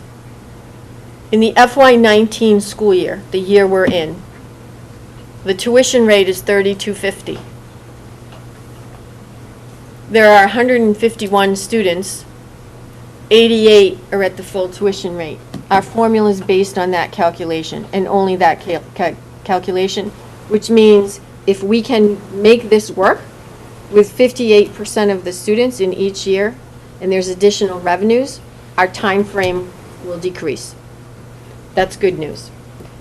At the current staffing level and enrollment levels, we have 8 sections, we have 8 teachers, we have 4 aides. We're making some assumptions and predictions based on NESDEC that will remain because our enrollments will support that. Remember, NESDEC is always higher. We have staffing expenses, which really are the great teachers that we have working with our students every day. Right now, we have charged to budget about 57% of the total cost of kindergarten. We have tuition that is charged, and we have tuition revenues this year less than anticipated revenues. It is difficult to project in any given year the number of families that will require a sliding scale. And so for this year, we see a balance which may be absorbed by the operational budget if revenues continue to be less than what we need to make up the difference between our expenses, what's already on budget, and what remains required to be collected to be able to support the funding of kindergarten this year. The proposal is, as we prepare the FY20 budget, we move $98,000 of cost, which is now on our charge to our revolving account. We require that from tuitions onto the FY20 budget. We've effectively moved the cost of tuition now onto budget. We've increased that cost onto operational budget. And so we would follow in a similar manner, appreciating that staffing increases about 2% a year. And with the FY21 budget, FY22 budget, which is really 3 budget cycles from now, we will be shifting the last $98,000 onto the FY23 budget. And in that year, we will be 100% tuition free. At that time, our tuition charged will decrease from $32.50, where we are in 19, to $3,000 in 20, to $2,500 in 21, to $1,750 in 22, to 0 in the FY23 school year. I will share with you, I was reluctant to share this model, but I think it's important to understand the process because of all those assumptions that we made earlier and that we discussed. Any one of those variables could alter these numbers. If enrollments were greater, if enrollments were fewer students, that would change the model. But you have to center on a model and use that as your target transitioning and funding source. So this does work. As I said, we've had one in play.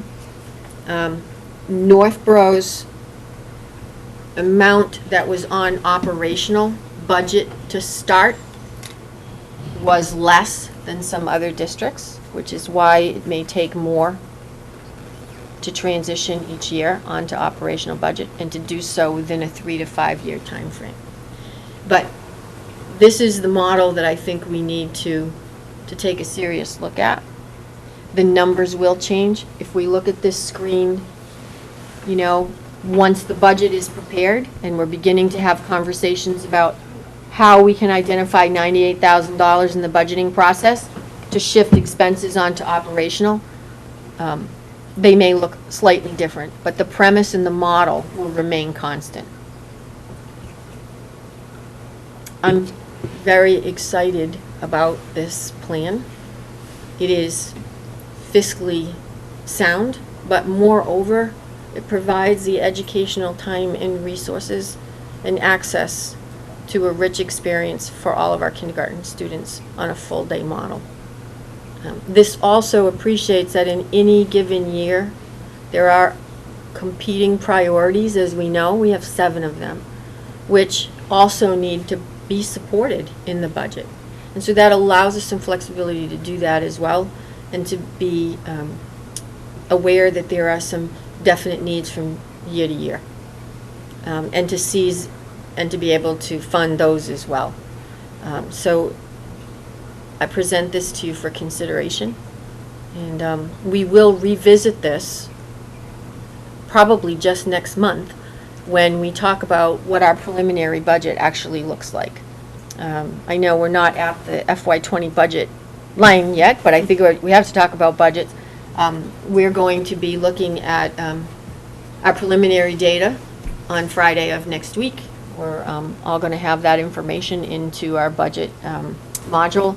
And then the following week, Thanksgiving week, we'll be thankful that we've had all this work done and behind us, and we'll start really crunching the numbers to present a preliminary budget to the school committee the first week in December. So this will be a part of the budget discussion as we go through the process this year. Thank you. It's exciting.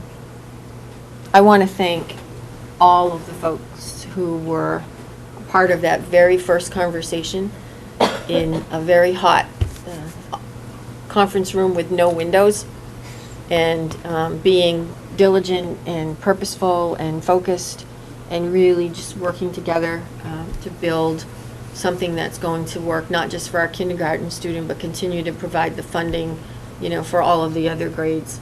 It is also important to note that once this shifts completely, it's an additional $350,000, which is roughly on our current operational budget, a 1.5% completely shifted onto budget, which will be embedded in our cost basis each year.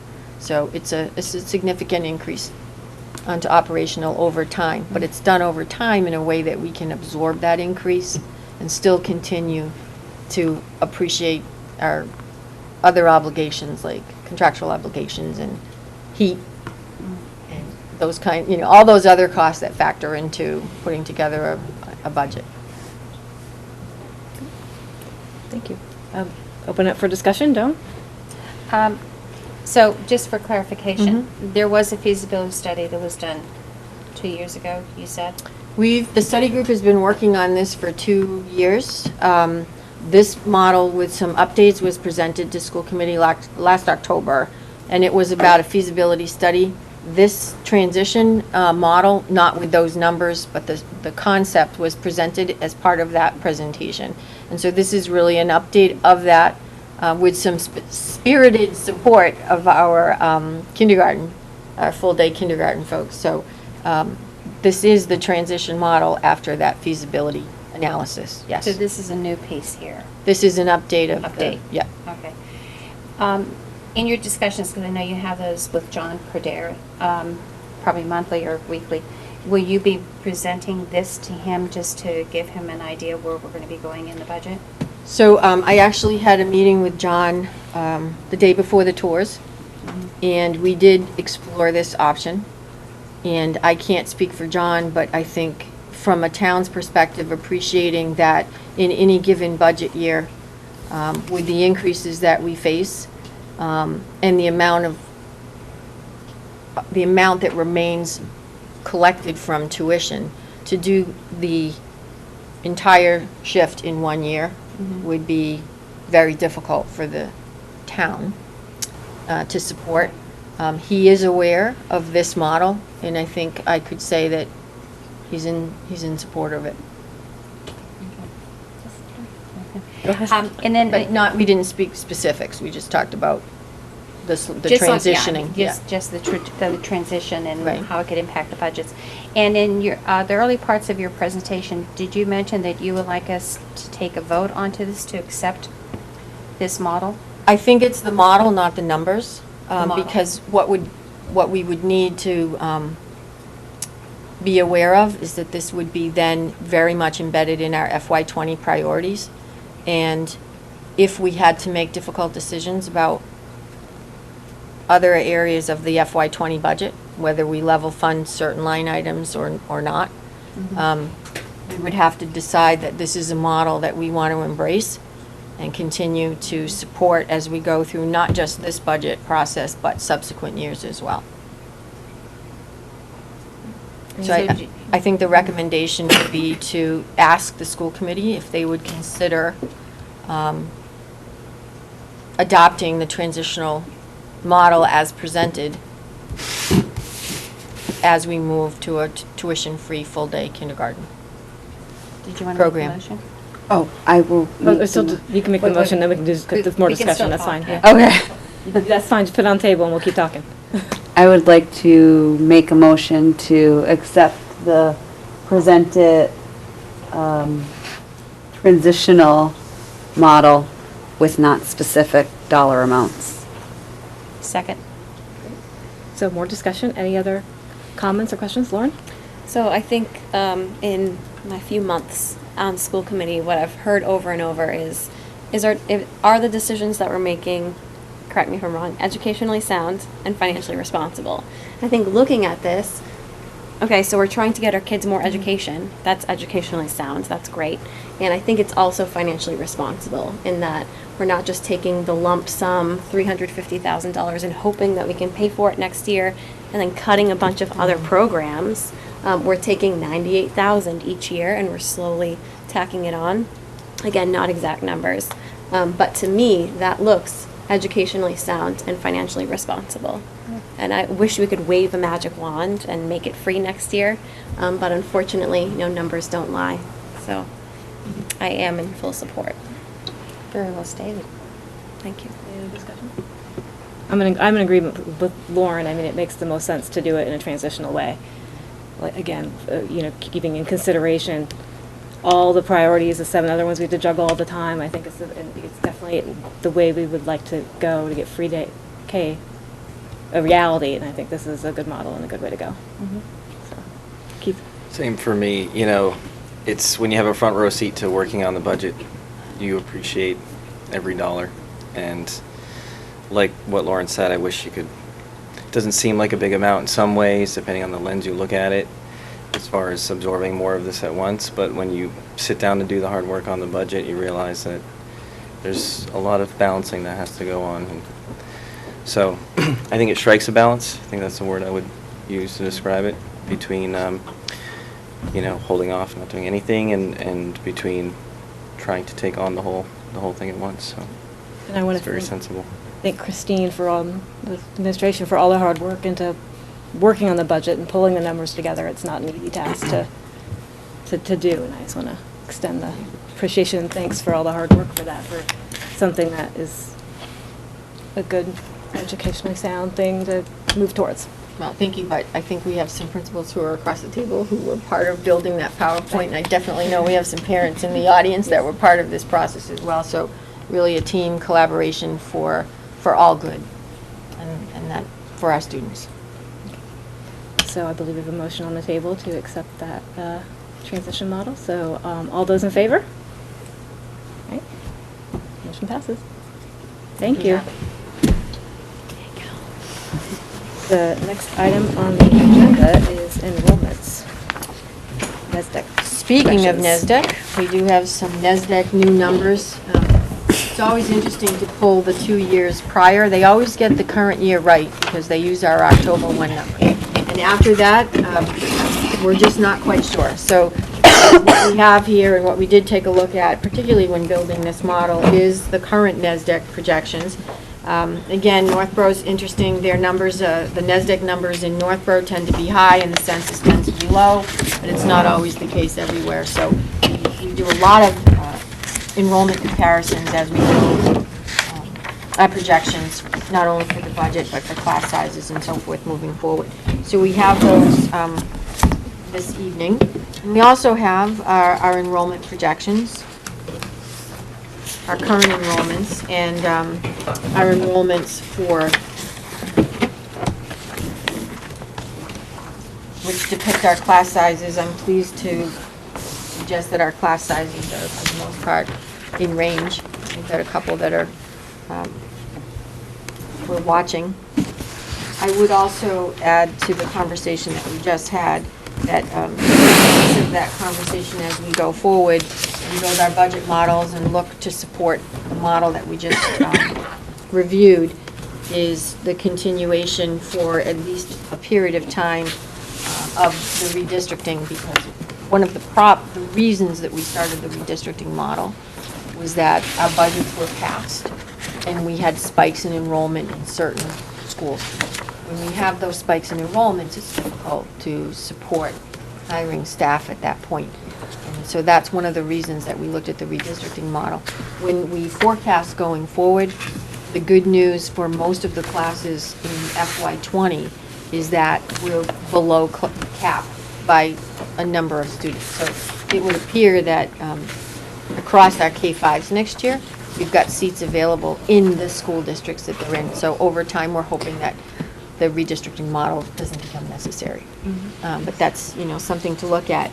I will also add, with respect to enrollments, as we begin the budget process, last year we did send out letters to all those folks, as the policy describes, asking whether they wanted to remain in the schools that they were redistricted to, or whether they wanted to move to their home school, neighborhood school.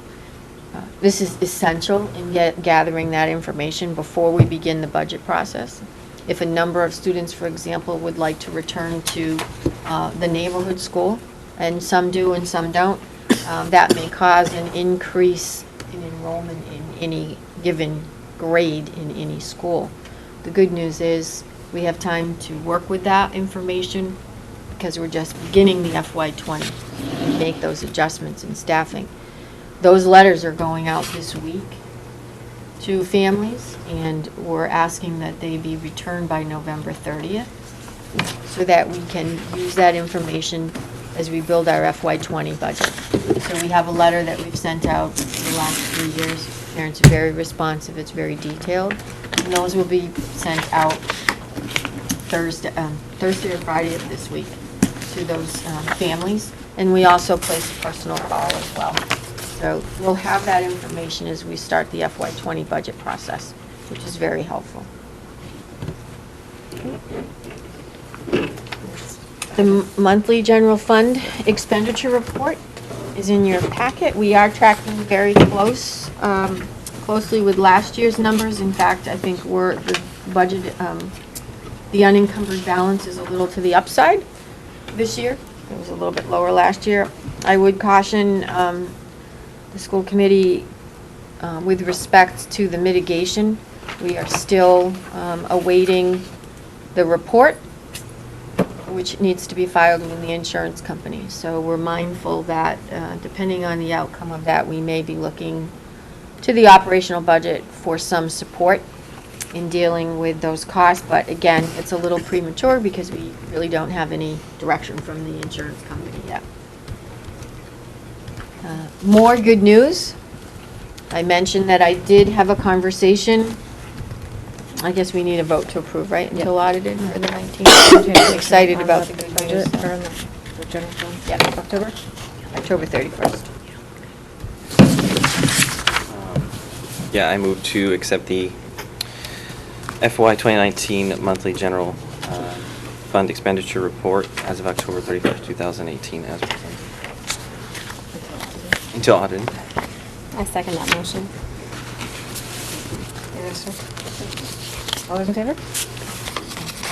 Now the more good news. So I did meet with John Kadir, the town administrator, and we had a very in-depth conversation about the capital plan.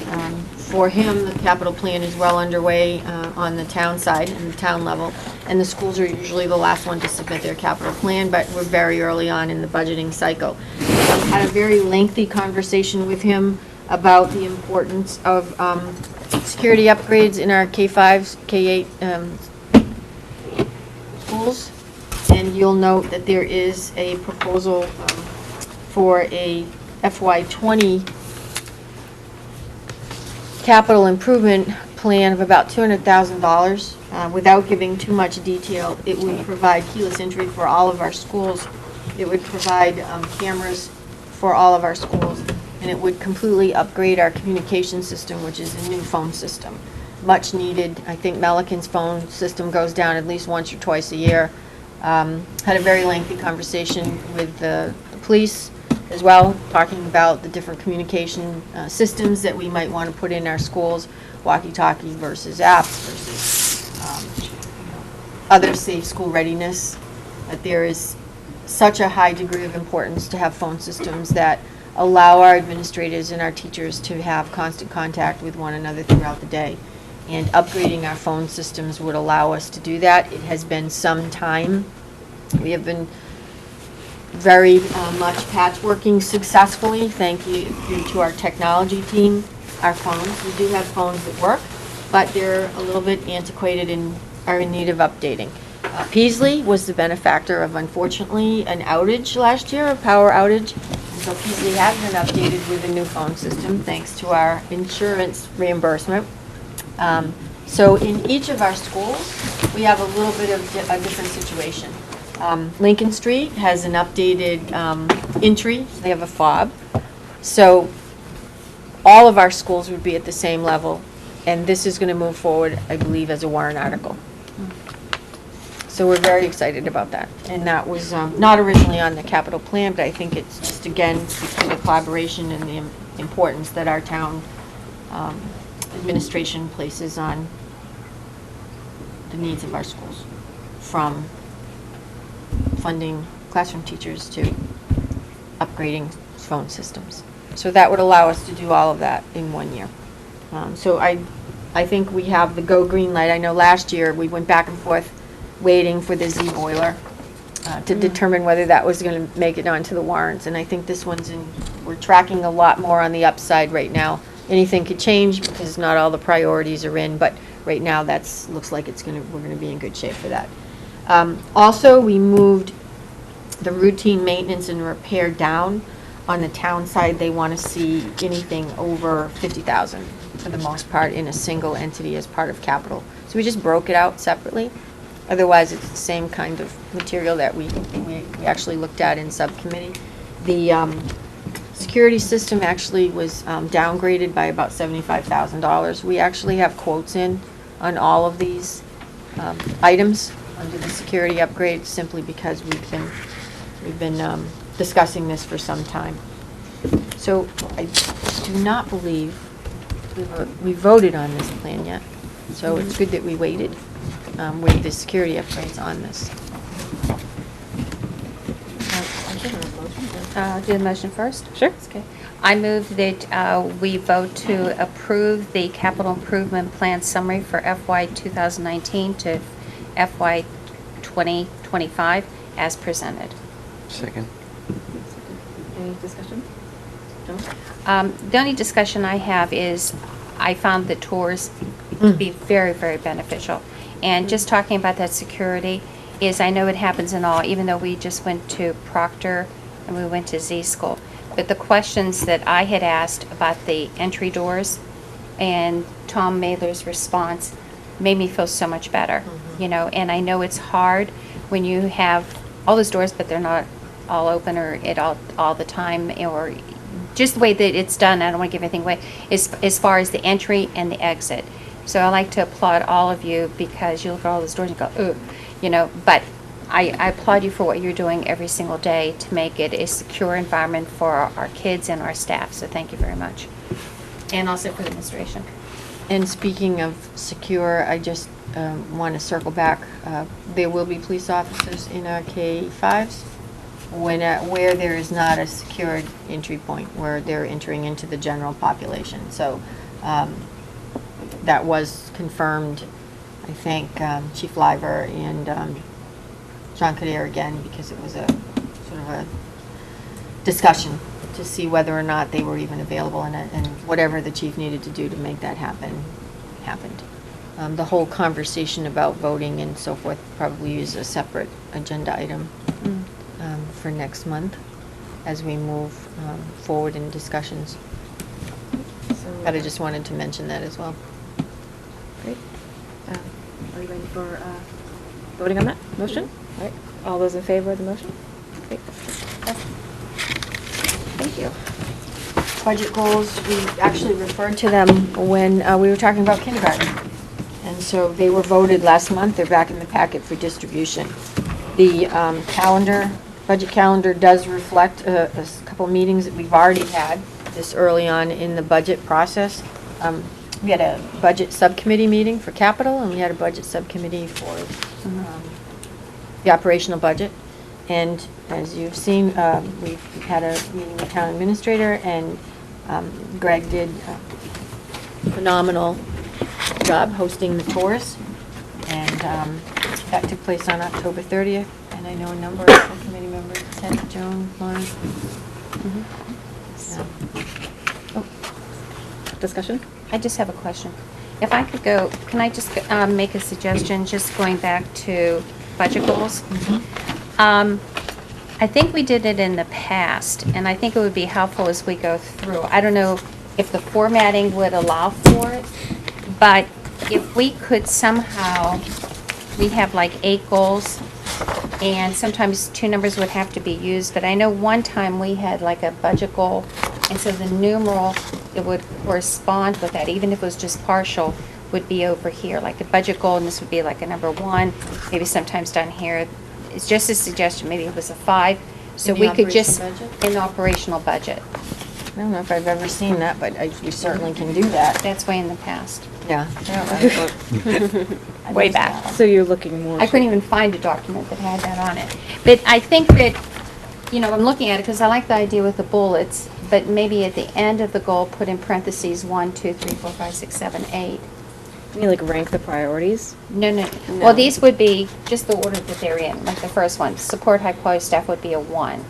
And then wherever that is in the budget, another column would have that's a number 1. So in other I words, don't know. just you're just talking about mapping the actual budget. Matching, To mapping the the goals. budget goals Yeah. to the line item. I think So- it kind of touches everything as a Yeah, goal. it would be very with difficult to do overarching that. goals. It would be? It's the whole thing. It's like the whole, to me, it's a whole big package. It's not necessarily. Okay. I could don't know how you- suggest I a mean, that sounds modification difficult, but- to that, because it's really not going to change from budget to budget, is a mapping with the fund code. So this budget is actually all about fund codes. It's 1,100, it's 1,200. And that's how we vote the public hearing. When we read the public hearing document into record, we read it by fund code. And so each one of these, for example, the 2200 series is all about teaching, classroom teachers, right? Okay. Teaching and learning. The 1400 is all about business and finance, fund code. The 4400 series is about facilities and operations, so definitely could map that against that. So what I would like to propose is maybe a tool that has the fund codes Okay. identified by bullet, Okay. so that it's not just a specific line item that captures these goals. It's the entire fund that supports like capital improvements. So we could map those to the fund codes. If that would be easy to do, that would be really good. Because, I mean, especially since we talk about the new one that we have here, if transitioning to tuition-free kindergarten program, I mean, sometimes people say, well, what goal, where is that? What's the line item for that? So maybe if we do it through the funding code, that might help. But I think So a lot for of these also overlap. I They mean, do. Your main site is in class sizes, and kindergarten, I mean, you're talking teachers. I mean, that's going to be the same line item. So I for mean, number I don't- one, It's it going to would- have like multiple, but. It would that's be just- definitely 2,200 and 2,300 Right. series. That's instructional For multiple materials. bullets. 2,400 is instructional materials and teachers. But Meeting can we the give it a needs- try? Yeah. And just see? Yeah. If it isn't too much work. I mean, and maybe send something, go through the chair and just see how it works out. And if it doesn't, that's fine. But I thought I'd just try to propose that. Yeah. Maybe when they were doing that was before we got the itemized Yeah, version that- of the expenditure I think we had reporting. stagecoaches back then. So we didn't have that many line items. Well, they're not required to give us the whole, right? You give us more information than is Yeah, I mean, perhaps it's usual. it's great to have all of this. Would never suggest not.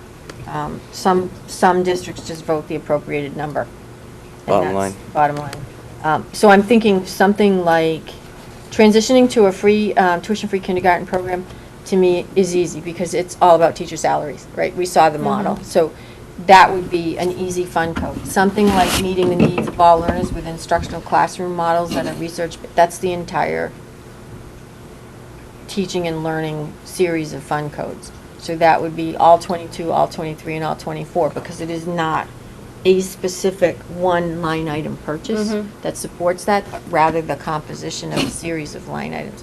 So we could easily map it against that and see how that looks, and if it Right. doesn't work, have a conversation about it. With that, then I would hand out to the school committee the Department of Ed's specific description about what goes in each fund code. It's like the cheat sheet. It's the That cheat would be sheet good. of about 12 pages, but we can provide that. Not so much a Cliff Note version. No, that would And be, give that would that a be try. helpful. Okay.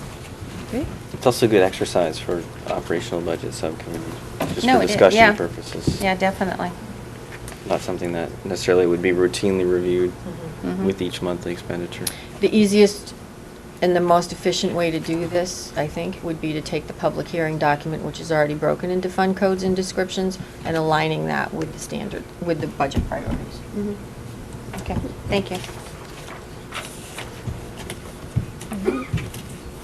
And I think we've had a budget discussion. That was part of this, yeah. That's it.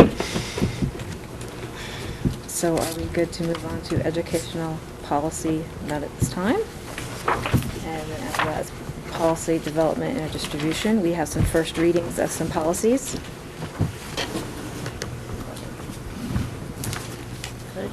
You handle the policy. Want to discuss the ones we have in our packet? Actually, these are the ones that were, these were the policies discussed at combined. So each of Okay. the three district committees reviewed those very briefly at the combined meeting in October. This is for individual conversations at each of the school committee meetings is discussed, so that our goal would be to bring these all back to combined with comments from each of the committees to vote the new policies in. So this evening, they're distributed once again for review, but we will have another opportunity to discuss these next month before we really take them back to combine for a first read or actually a second read at combined. So we'll have two more opportunities to have conversations about these policies. I have a question. Because sometimes we have mandates on policies that come from the state. The new one on employee social media policy, was that created out of the need that we saw in our district, or was that something that was mandated from the state as a policy to put in? So that was that was something we saw a need within our district, and also our association also brought that to us as The something teachers? something they wanted to bring forward. Okay. So we actually sat around the table with all association presidents, Northborough, Southborough, and the region, and drafted a social media policy. And that is what is reflected in your packet. Okay. So the names that are crossed out are actually all the association presidents. And Okay. they are as passionate about this as we are. And once this is approved, they are going to bring legal counsel from MTA to talk to the teachers about the importance of having social media etiquette as employees in the district, of any district. Okay. All right, thank you. Any other discussion? So we'll go ahead and we'll see this back at combined then for the next time? Back here. Back here, and then in our in December? December meeting. Okay. Perfect. The next item on the agenda is audience sharing. So if anybody in the audience has anything to share?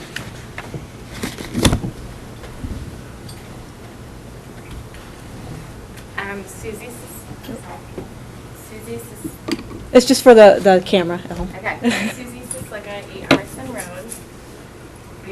You know how I feel about free kindergarten. I just wanted to point out that map that you saw. The Wachusett Regional District just approved the school committee that they're going to get rid of tuition paid full-day kindergarten as well. So that's 5 schools. Beale School, if that vote passes tomorrow, Shrewsbury will have free kindergarten by 2021. I think. So I just wanted to point out that in 5 years, if we adopt this model after we've been working together for 3 years, I was pregnant with Penelope, maybe even a little bit beforehand, but I will be one of the only school districts left on that map in 5 years. So I just wanted to point that out when thinking about these budget goals and everything else. Now I'm going to switch topics. I'm here on behalf of the Community Affairs Committee. It's another committee that I'm on. And we have the annual tree lighting December 1st. Starts at 5 o'clock right after the holiday trolley festival. And we have the Z School Chorus actually sing, so they'll be doing a sing-along. We have free pizza, cocoa, cookies while supplies last. It goes till about 6 o'clock. It's just a really great time to get out and support our district and see the kids. So, thank you. Thank you. Any other audience members want to share tonight?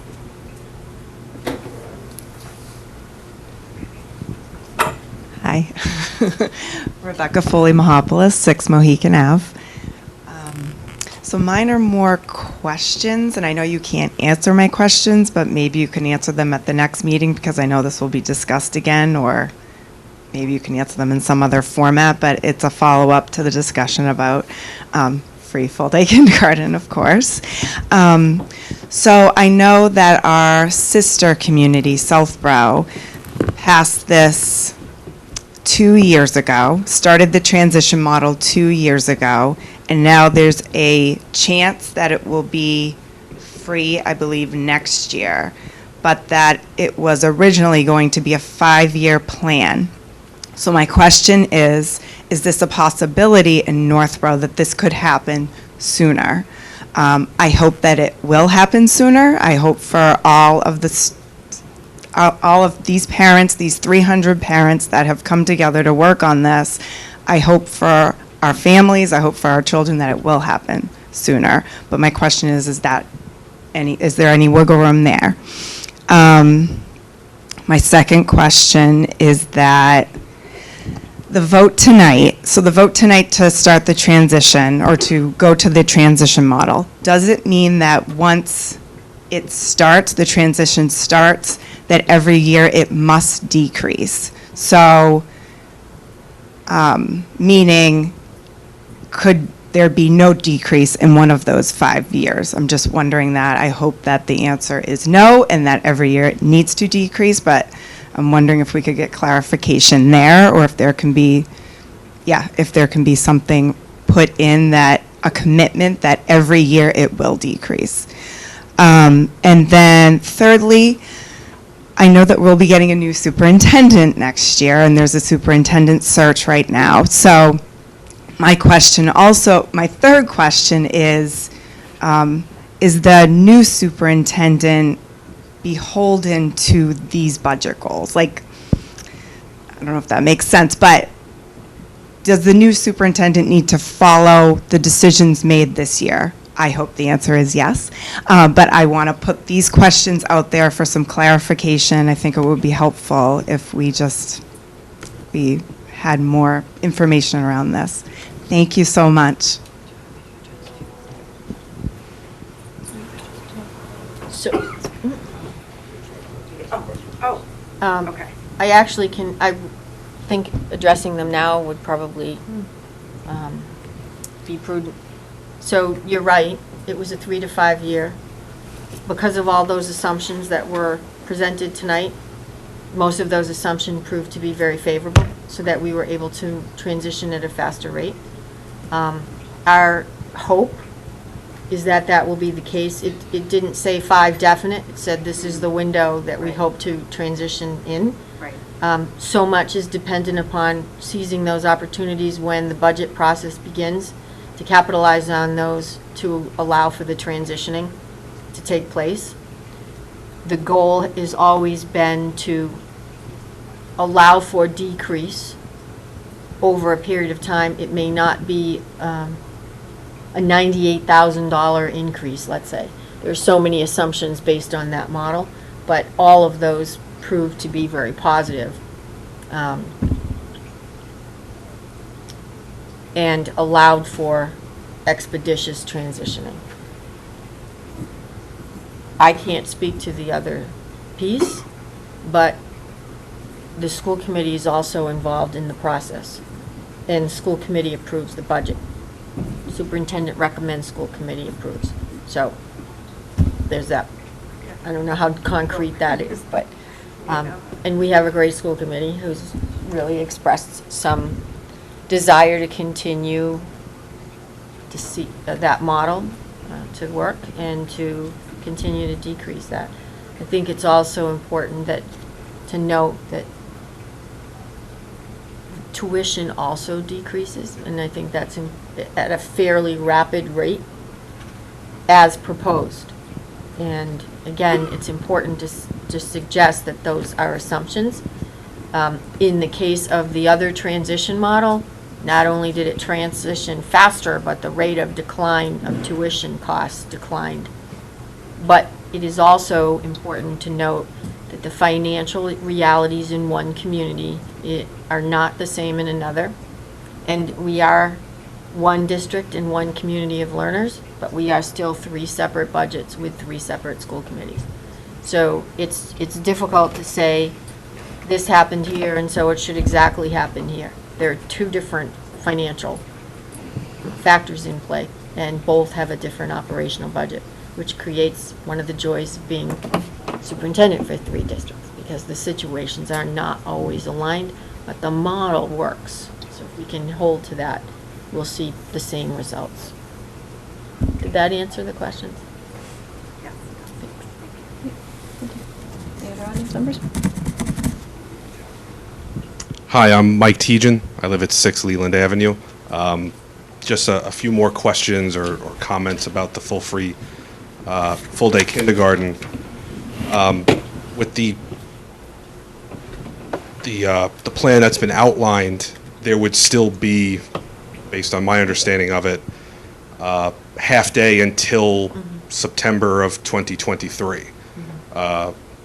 So even though there'll be a plan and hopefully, if it goes through, a transition to free full day and it decreases, if there's the trend or it continues that there's still not enough half-day kids to constitute a classroom, you're going to have your half-days spread out amongst the different schools.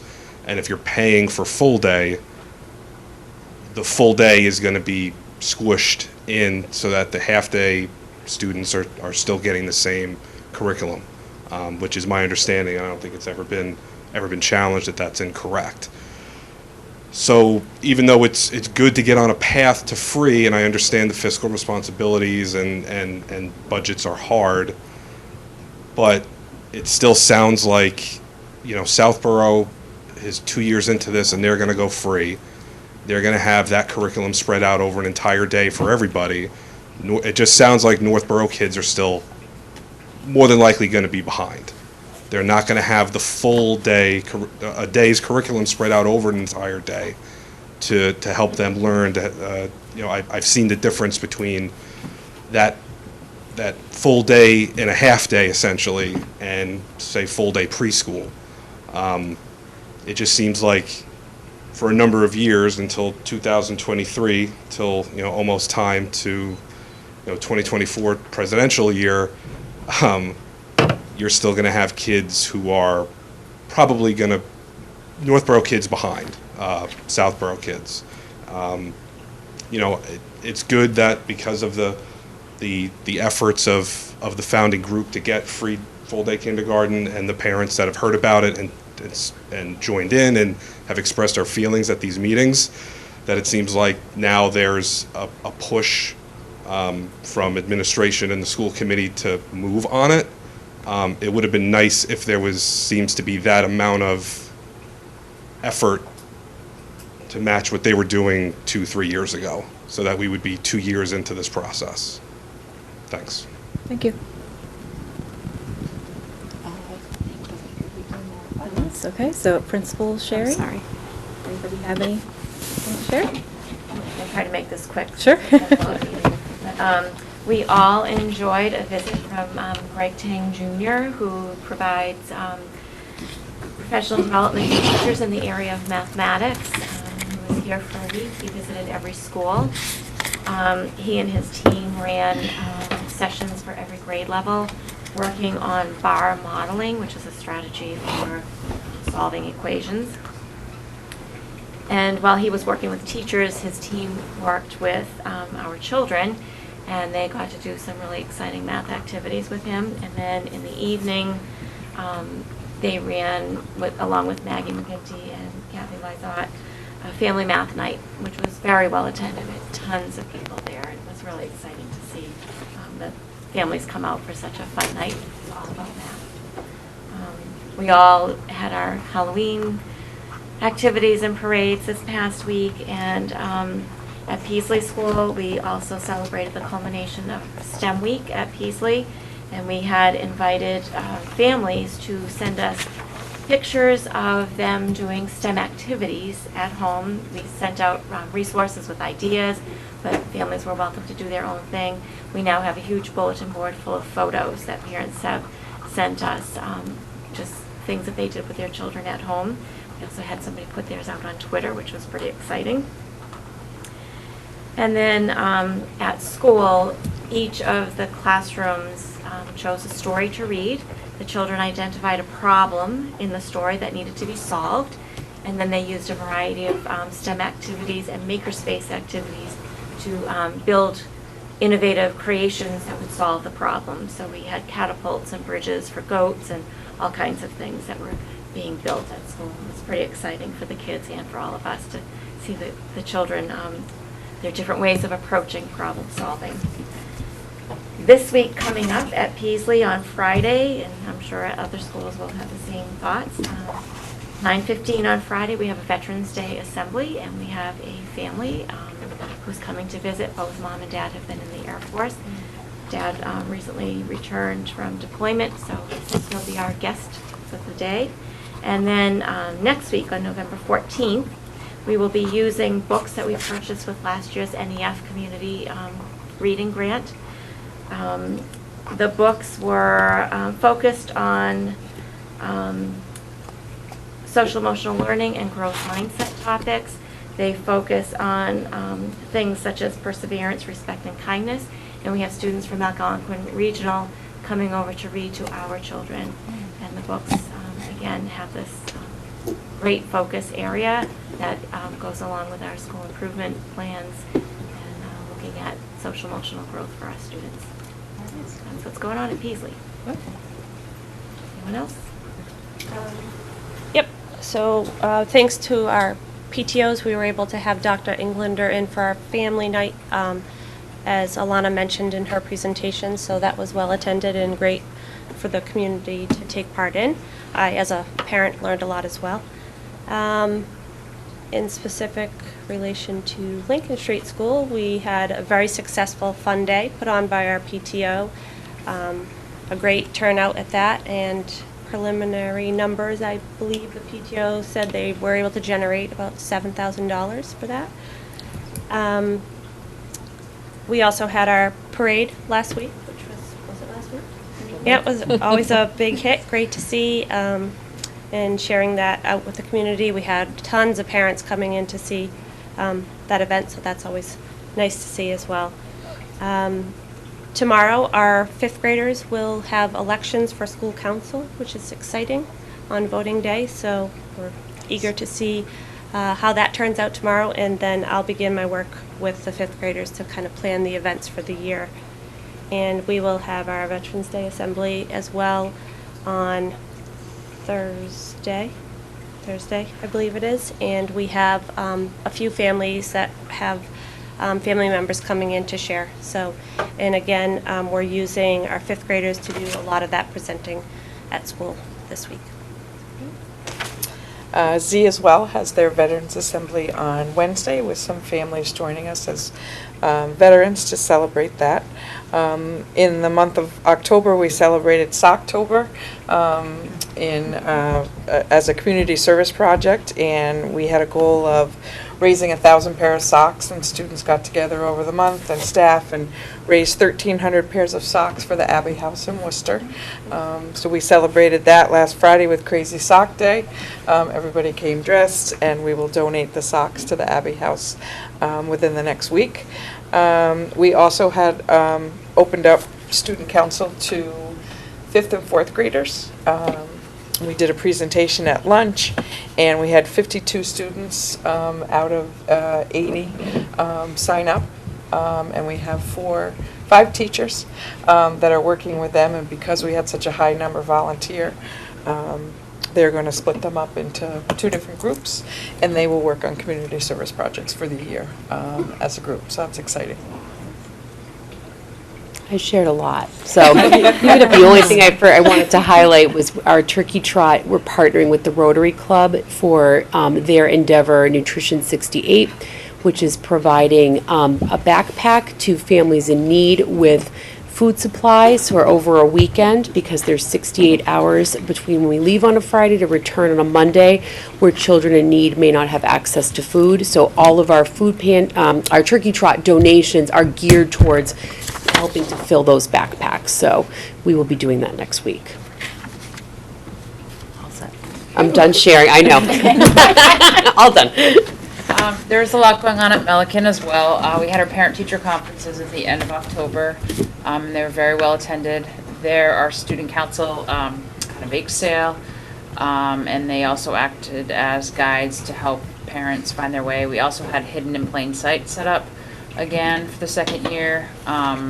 Northborough Family and Youth worked to get the display, and again, it's a mock bedroom that is set up with places where different items, different kinds of drug items may be hidden. So that was well attended, and we appreciate working with Northborough Family and Youth. Our cross-country team finished its season. We had over 70 students in 6th, 7th, and 8th grade on the cross-country team, so it was a wonderful season and a lot of kids involved. I just wanted to thank our coaches, Chris Anderson and Catherine Arcona, for their work with those kids. Our field hockey team also had a great season. They had fun. Over 35 girls on that team, so thanks to Beth Morse for that. We wore orange on October 24th. It was the National Day of Unity, so we did that. Lots of things. We're also collecting candy, but we shared ours with the homeless veteran shelter in Worcester.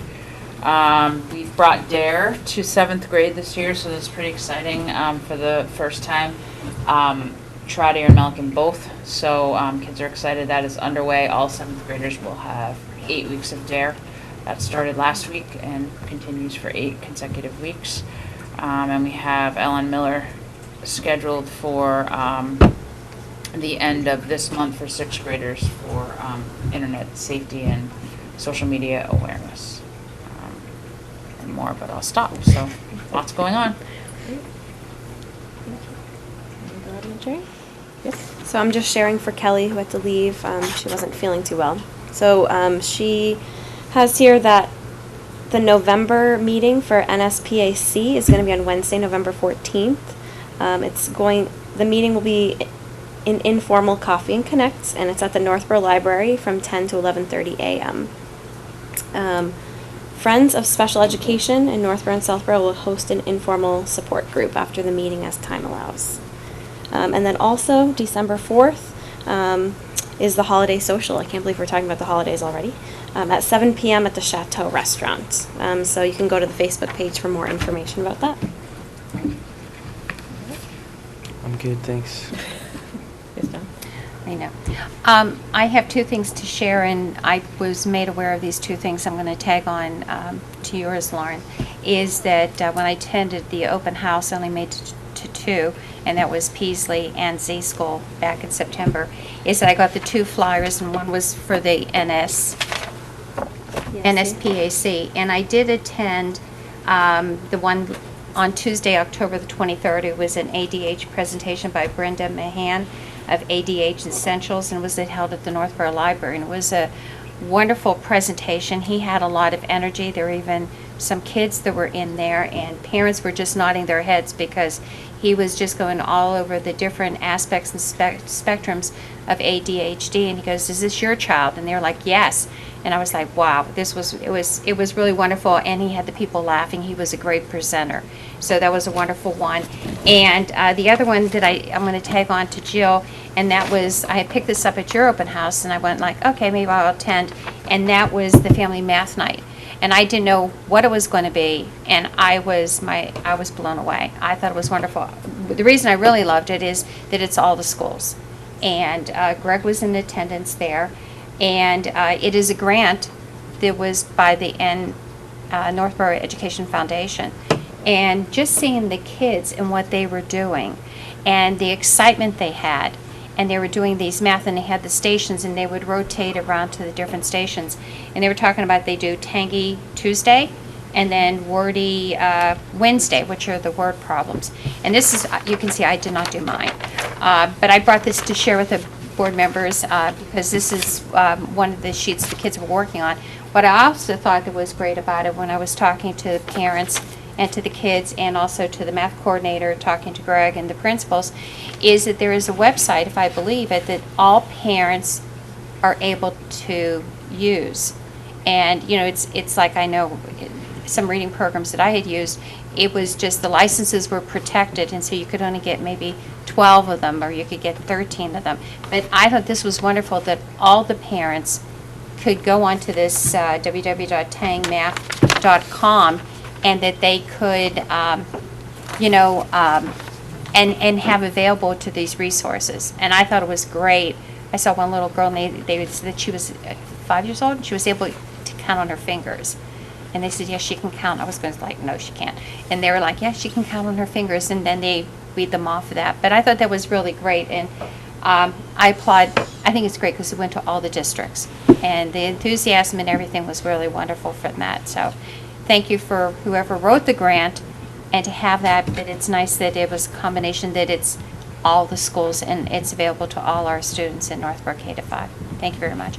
And then to Michelle, I'd like to thank you for doing the DARE. I think it was always 5th grade, and you talked about how it went to 8th grade. And it's great to see that there is a continuation, not just stopping at 5th, but then we reinforce it at 8th grade. So thank you very much. You guys good? All talked out? All right, sounds great. We'll go on to our next agenda item, personnel items. The personnel report is in your packets. Communications not at this time, and we have future agenda items of Peasley School Improvement Plan and PTO update. Report on MAS Joint Conference, which I believe is this weekend or on Wednesday, which is why our meeting is on Monday this evening. Presentation by the Northborough Education Foundation, K-12 World Language Study FY20 preliminary budget presentation. That's going to be a full, and that's all for all for December. That's going to be. Last thing, I go through the also payrolls and any other. Already signed. Any other business which may legally come before the committee. Could I just ask for clarification on this invitation that we have before us? That's the Worcester State University cohort that we've been running for a couple years, and they are finally graduating. It represents collaboration with Worcester State It supports professional development for our educators, and of the 23 that are graduating, we were a host site. 19 of them are our teachers. And is that for principalship? Principalship combined with master's degree. So we actually brought that into district 2 years ago. The ASVET Collaborative was offered an opportunity to host and sponsor that event.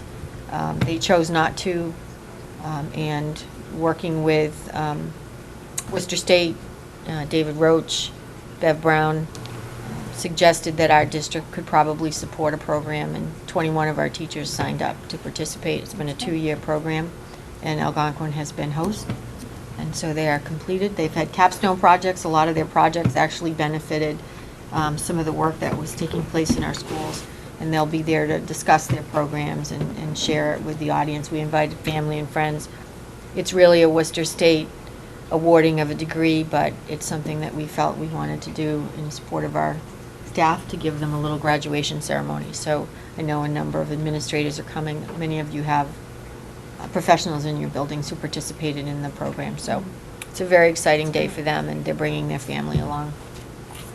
Will we continue, is Worcester State going to continue that? Now that we have, a cohort that's graduating, are we starting with another group, or will there be a year's span? So it was basically, our decision to invite them into our campus, and it was really based on what we felt was a number of staff members who would want to participate in a program like this.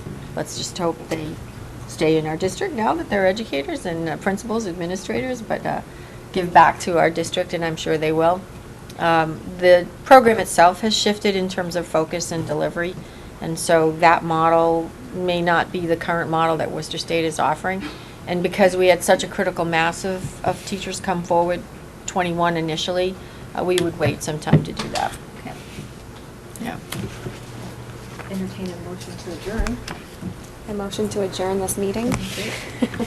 Seconded. I don't even know what the date is today. All those in favor? Great, have a good night.